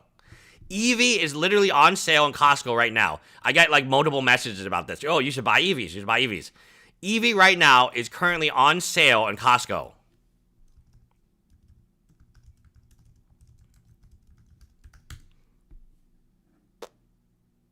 Yes, it's on clearance. RK9 is here too. Oh no, guys. Oh my god. They're trying to bait and switch you to come in. Look, RK9's right here. This is 24 hours. Eevee's on sale. So if you don't know how Costco works, if you see a .97, it means it's on clearance. So let me repeat again how Costco works. So if it's .99, it's like it's regular. It's like, oh, it just came out. You guys can buy some RK9. Awesome. So if you see a .97, you know it's a good deal. It means it's clearance. I think .98 means like sale. But .97 100% times means clearance. So the EV is on clearance. That's how long the EV has been there. Yes, the price ending in .97 in Costco means the item is on clearance, representing a manager markdown or a special price to sell remaining stock. So again, I think this is one of these situations where this guy went to Costco and he purchased 2 RK9s, which he can. Look, it's right here. It's right here, Costco. And he also purchased some EVs because they were on sale. And now he's going to sell the EV for twice the price. Right? So very interesting. Very interesting. Now, I don't know if these are new or not. These might be new. I think the K-pop Demon Hunters is new. But I don't know why it doesn't have a new sign. Why does the RK9 have the new sign? Oh, Olivia Rodriguez is new. So he has more than that. But a lot of what he's showing is not... Well, no, Shrek is new, right? Is this new? Now I'm getting a little confused. Like, if he has the new shipment, why is he blending them with the old? So the EV 100% is old. The EV is so old, it's actually on fucking clearance. You know, like, that's how old the EV is. They don't put the stuff... Oh, look at this Hello Kitty thing. Okay, maybe we go... So anyway. So here, this is interesting. What is this? Unclear.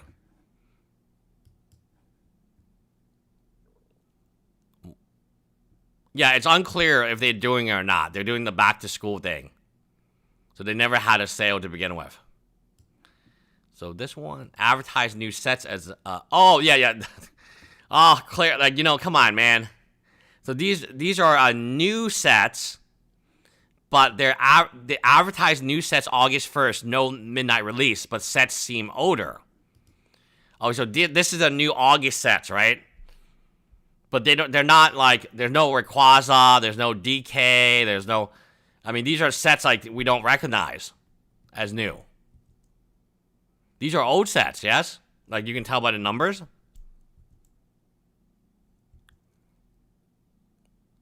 I think the Lion King is old. I don't know much about this stuff. Harry Potter, there was no new Harry Potter sets. Groot is definitely old. Yeah, Infinity Saga, that's gotta be old as hell. New Cars, Batman, I didn't see much Batman. I wish I knew Legos more so I could like be like, oh, that's old, that's new, that's old. But it looks like they're doing this kind of bait and switch thing where, oh, this is 2024. Okay, well, let's see what they're doing today. Oh, okay, so no, they're not baiting switching us. Okay, they're saying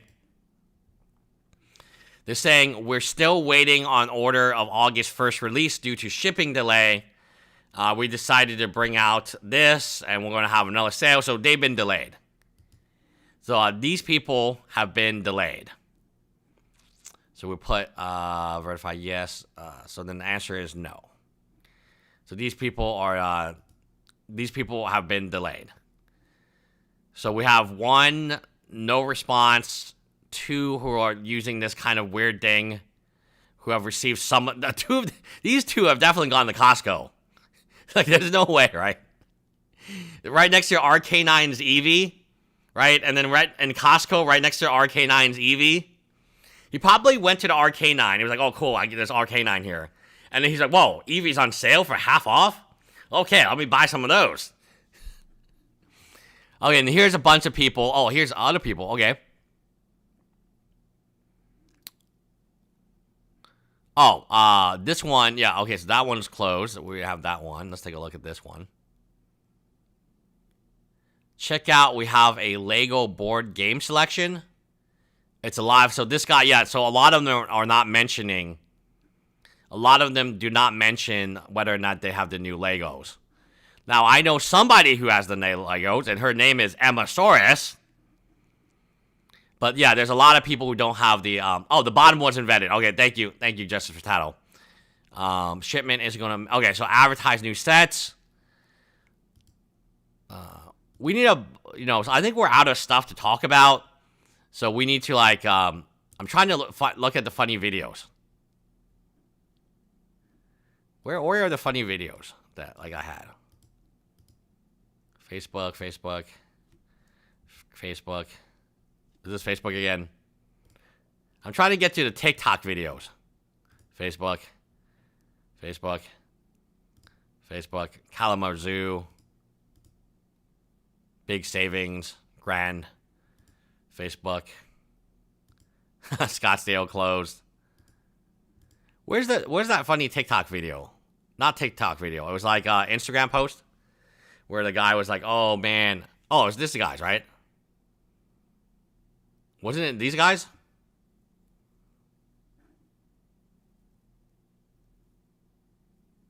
Oh, they got their stuff.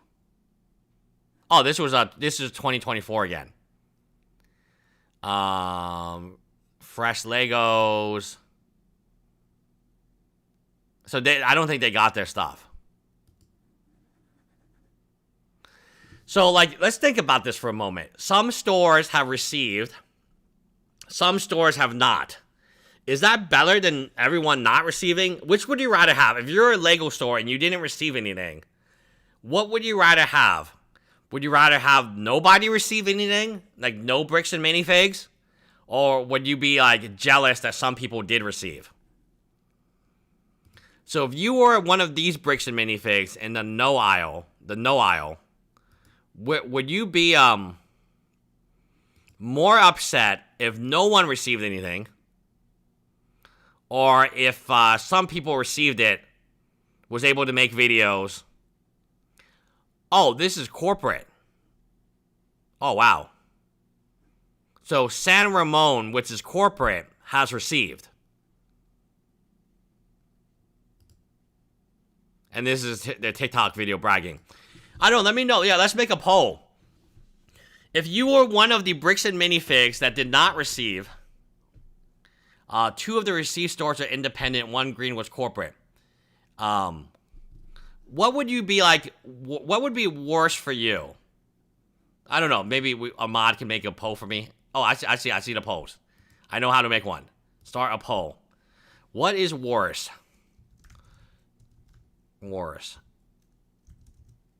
BAM all not receiving, or some BAM stores receiving but not you?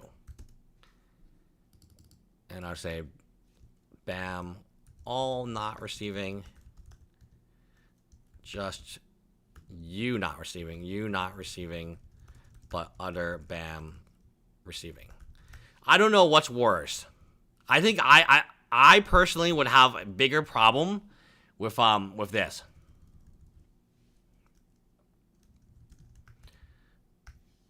Oh, it's but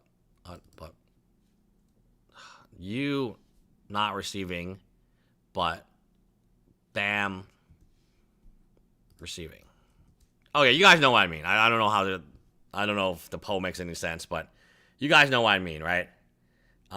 Play the rest of Matty Appleseed. Yeah, we got time to kill. I told BBQ I would raid him today, so we can get the raid going, like just having it like ready and set up. And then I'll join him on Discord for a little bit. Yeah, we'll watch the rest of the Matty Appleseed video. Good idea, guys. I don't know what I would be more mad at. Would I be more? Yeah, I think I would definitely be way more mad if, like, my neighbor, my bricks and mini, like, if I was in Houston, for instance. Okay, let me bring you some scenarios, right? Houston, bricks and minifigs. If I was in Houston, I don't know I haven't checked the Houston. You know what? We should check the Houston store. See how? No, we know Spring didn't receive. Okay, so I know one of them didn't receive. That was Spring. So, like, if I was Spring and I didn't receive, but my neighbor Tombo did, I would be pissed. Right? Because all my customers are going to go to Tombo that day. So, I really wonder, like, so if I'm Houston, I would much rather have it that all of Houston didn't receive. If I had to not receive, I would want all of Houston not to receive. That's just me personally. That would be a better result. Because maybe then, like, people with gift cards will come to me. I'm not sure, right? But if I were, like, let's say I'm this one, League City, and Pasadena got it, and then this guy got it, and then this guy got it, and everyone else got it but me. Well, doesn't that make me look really bad? It does, right? It does. So we're going to go here, and we are going to look at every Bricks and Minifig in Houston. We'll finish Maddie's video. And see. Oh, the Boise store is closed today. Okay, this is River Oak. No, these are not the new sets, right? These are not the new sets. This is not correct. Like, there's no Rayquaza, there's no Arcanine. The new sets are Pokemon, One Piece, Donkey Kong is really popular, Boba Fett. This is, yeah, so they did not receive. They did not receive. They're just saying that this is new for us. So everyone is posting because everyone expects them to post. Okay? Everyone's posting because everyone needs to post about August 1st because it is a huge deal. But this River Oaks, which is a really nice area, did not receive. None of this is the actual stuff they're supposed to get. They're supposed to get Rayquaza, Boba Fett. Okay, so that's River Oaks. Memorial. Let's see what Memorial has. They posted. Oh, fuck. Memorial's not even... Oh, no. Oh, no. This is a brand new store, guys. Holy shit, no. They haven't even opened yet. How many bricks and minifigs in Houston do we need? They're not on the map yet. Oh, no. Memorial is here, by the way. Memorial is, like, right here. Like, Memorial City is, like, right... Is that Memorial? No, that's not. That's like another one. Which one's this? Oh, this one's already open. Let me see their website. Oh, Heights. Greater Heights. Okay, so that's not Memorial. Oh, no, guys. We just found out there is in Houston, there is another Bricks and Minifigs. I thought Pasadena was bad. Guys, do we want to call them when they open and ask them what their trade value is? Guys, do we want to call them when they open and ask them, hey, what's your trade value? Oh my God. Oh no. This one is not even open yet. I can't believe it. They're literally building it right now as we speak. Oh no.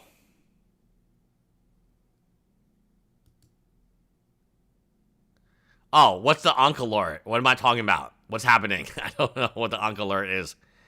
Oh, no. Oh, alert. So it's a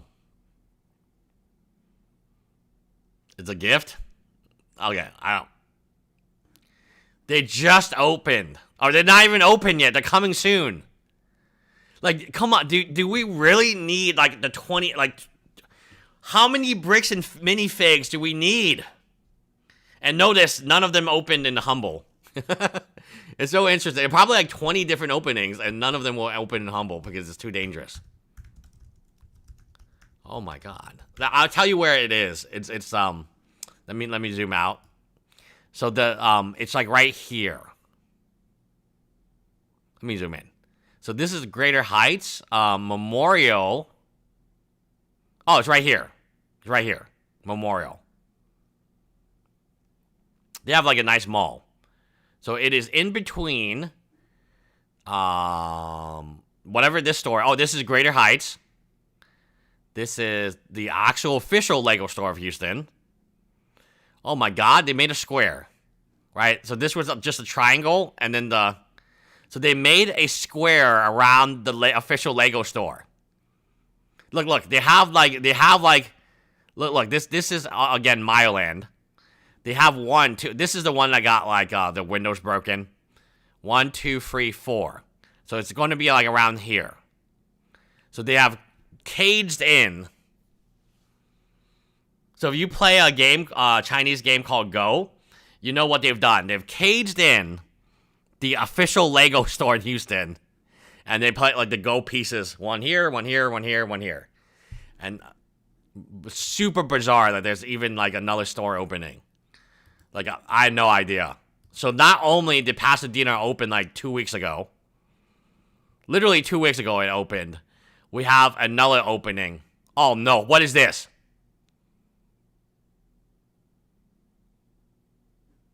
What? Here's Pasadena. Coming summer of 2026. Memorial coming summer of 2026. What is this? What does this mean? Get your passport, get your stamps. Okay, we're getting our passport and stamps. Earn prize. Okay, I'm not sure what's happening here. But that's a new one. Oh, this is Tombow. Oh, Tombow also didn't receive. But on July 31st, they posted this. They also did not get their inventory. So I don't think anyone in Houston has their inventory yet. Meyerland, this is the guy who robbed Meyerland. No, there's no new inventory. So they're posting. Oh no, you can be part of the fucking Founders Club again. What's the point of the Founders Club? I thought it was like a one-time deal, but every year you can pay $200 plus tax. How long are these businesses going to be in business? You know? So again, they're promoting this $200 Founder Club. So instead of having new Lego for you to buy, why don't you join our why don't you take the 200 instead of buying the new Rayquaza or the new RK9? Why don't you why don't you join our Founders Club for $200 and we sell you nothing? Oh, you get a coin. Okay, this is like some Founders members actually get a tote. Get like a bag tote. I'd much rather have a tote than a coin. Okay? I'm not joking. I would rather take the tote over the coin, guys. Take the tote over the coin. Oh, congratulations. That's awesome that they do this. Again, I want these guys to be successful. I truly, truly do. I just think the current model, like, let me put it this way. You missed the biggest day of sales of the year. According to multiple people, including Chris Gorman, who would know, you have just missed the biggest sales day of the year. What is this? League City. Oh, yeah, this is, no, that's something else. Bam CO, Mylan's picking up pieces. Where's the other ones? That's River Oak. I guess the other ones don't post. Mount Bellevue? Where in the world is that? Who's the biggest scammer? Okay, Meyerland, I think Mount Bellevue is probably one too, right? Okay, where Greater Heights? Oh, Greater Heights. Yeah, Greater Heights. Okay, that's them. Oh, maybe some of them just do Instagram. You know, I'm starting to feel really bad for them. They all have kids. Like 100 out of 100 of them have kids. Oh, Sugarland. Okay, let's take a look at Sugarland. Oh no, these are certified pre-owned sets that have come from customer trades. So again, they also didn't get it. Retire sets, their bricks things. Yep. So they also didn't get their shipment. So so come on guys, like you gotta think about this for a moment in time. You got what, 12 stores in Houston? You're gonna open up the 13th store soon.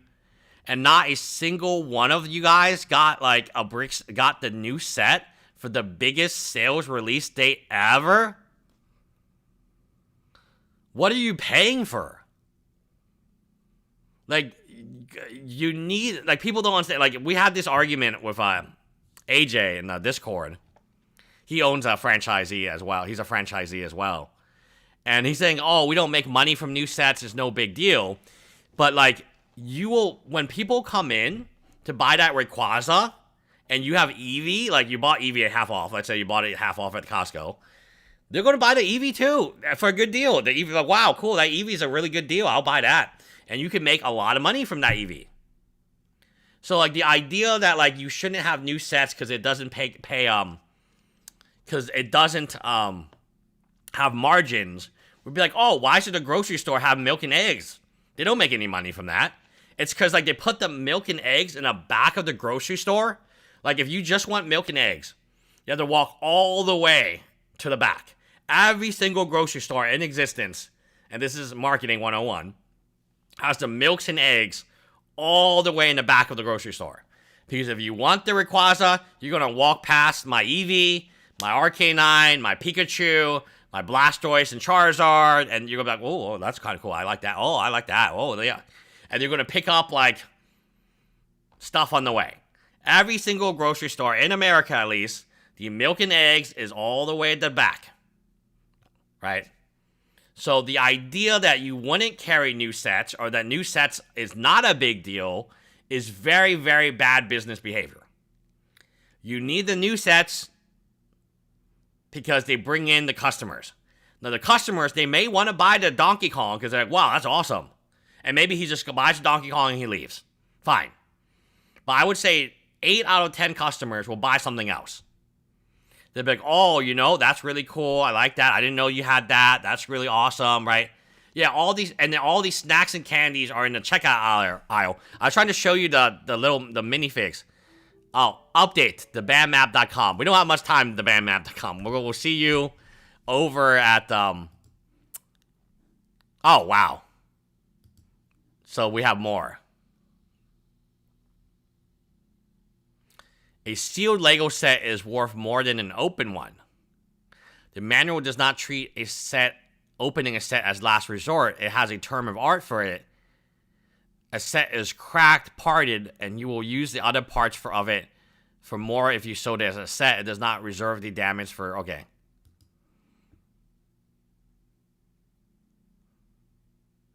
Wow, their entire thing got released. This is like crazy stuff. Big box stuff. Oh, wow, okay. BAM is aware that large chains like Walmart, Target, Kohl's, I didn't even think about Kohl's. I thought Barnes & Nobles. And so on will put new release sets out early in spite of TLG's explicit instructions not to do so. While it may be perceived as undermining our store's efforts to play by the rules, there's not much that can be done to combat it. You can report any instance you see, or you can just buy the thing. Remember, new in-box sets can be cracked as long as they're not sourced from Toy House. So this may be a great way to get set exclusive mini. Oh my god. They're telling you to open the new sets and sell the minifigs. No wonder no one's making money from this. No, that's a terrible idea. That's like you open, that's like you, no, you need to sell it sealed for the maximal value. Oh my, vendor, they have a fucking Slack channel about us. They have, I heard from a franchisee, they have a Slack channel about us. Or we are talked about in Slack a lot. Like, they have my phone number on Slack. Target. Walmart. Wait, are they telling us to buy from Walmart? Holy shit, they are! Whoa. Owners have experienced this phenomenon with Star Wars dioramas when the set is shelved at $69.99 but scanned at $49.99! Exclamation mark. Walmart is a regular offender at putting new in-box sets out before. Wait, are they telling us to buy Walmart? And Target? They run decent sales randomly throughout the year as well as their regular after Christmas sales. Take advantage of their red card. Holy shit! We're supposed to inventory ourselves? What's the point of having our store if all we're going to do is go to Walmart and Target, buy their discount items, then mark them up? Oh my god, this is what AJ was talking about. What? Whoa, why don't you have distribution for them? That's your job. Oh my god, their plan is to go to Walmart and Target? And get the Target fucking gift card? The red card? And get Kohl's cash? Their fucking plan is to get Kohl's cash. which is $10 for every $50 you spend. Oh my god. No! They're even going to fucking supermarkets! No. No. Wait, they're telling you we need to buy from Amazon to get our 5% back? AliExpress? Temu? Oh my god, it keeps getting worse. We're going to buy from AliExpress? Oh, okay, we do not recommend. Okay, fine. Fair enough. Guys, why the hell are we just scalpers? Like, what is the business model? Is the business model just to buy discount Lego figures and put them on sale for twice the price? We're going to scalp fucking Kohl's under, by earning Kohl's cash? Oh no, guys. No, this can't be right. We're going to go to Amazon to get our 5% back? Oh no. Oh no, it's so bad, guys. Guys, this doesn't make any sense. Just when you think it cannot get worse. Okay, we're going to send this to oh my god. Like, I was joking about this with Crystal last night, or like yesterday. I thought it was like a joke.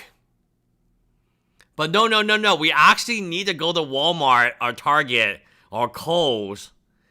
Remember to sign up for the Cash account, Kohl's Cash, and buy from earn periods.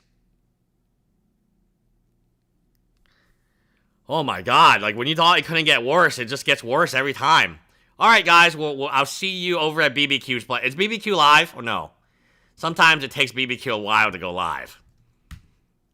So let me see if he's live or not. And can we send the raid to BBQ? Oh, he's not live yet. Is he live? Oh yeah, he's not live. We'll just wait until he's live again. Yeah, this is like ridiculous. What? Why would you pay for a franchise? That would be like I pay for Quiznos, okay? I pay for a Quiznos franchise, and in the Quiznos it says sometimes Subway's has a deal. What you need to do is you need to go to fucking Subway's and buy all these Subways on a deal, and then you take it back to your fucking Quiznos, and then you sell it. Guys, this is very bad behavior. Like, in Miami, there was like a Popeye store. There was like a chicken restaurant store who sold Popeyes.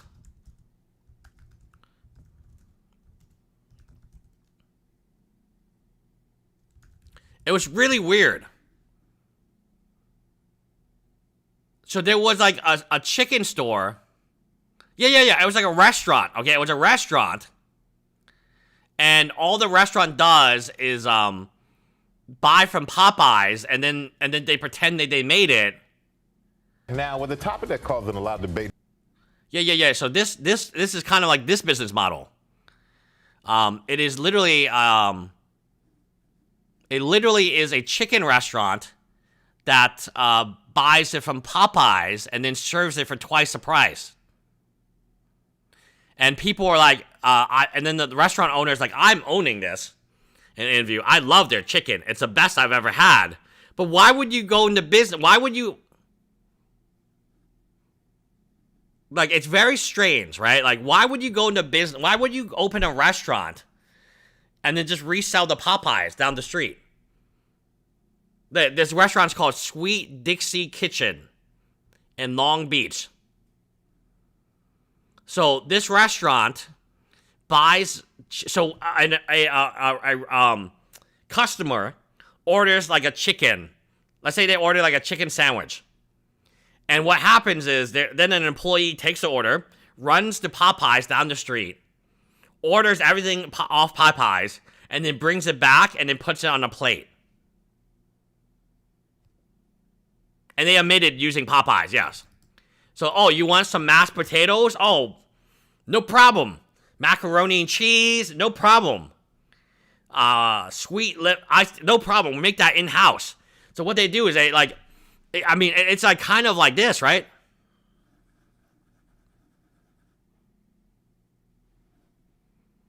We were supposed to sell fucking Cole's cash?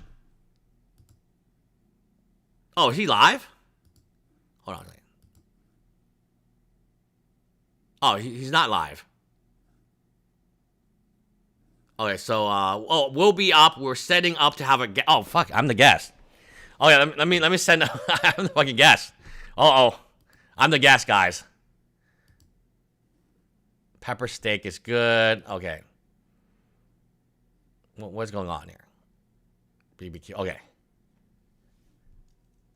Okay. You can. I think I'm the guest, unless there's like another guest. But like, should I keep talking or no? Because I think this is pretty interesting.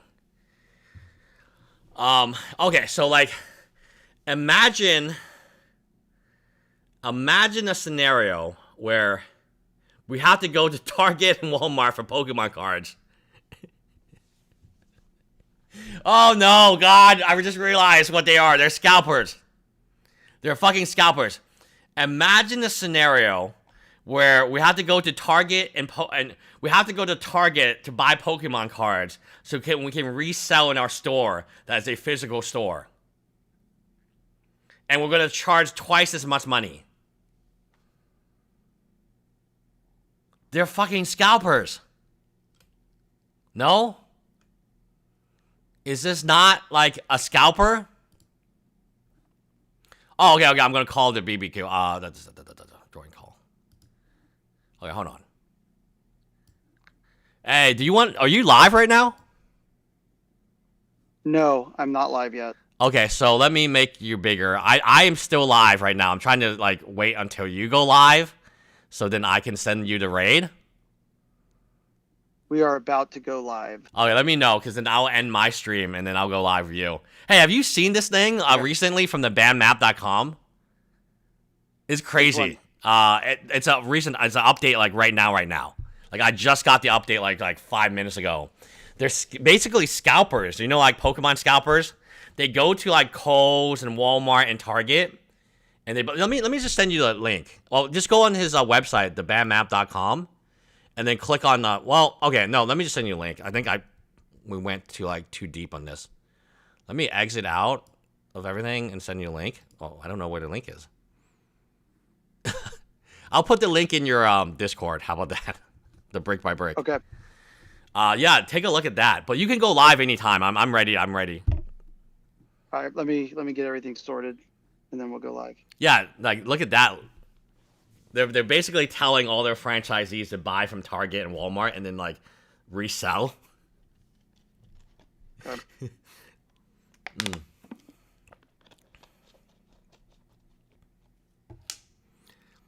Are you cooking today or? Am I what? Cooking. BBQing today. Yes. I'm about to turn it on. All right, hold on. Let me figure out how to turn this damn stream on. I'm so sorry. I'm so No. confused. Do you want Alex to help you? He can help you.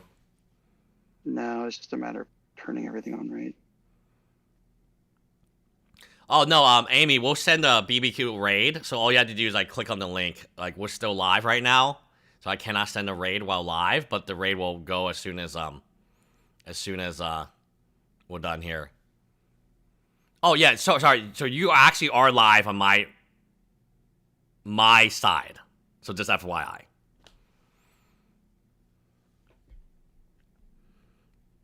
Like on my live stream, you're live. I think we are live. Okay, let me. Thumbs up, send the raid. Yes. Hello, everybody.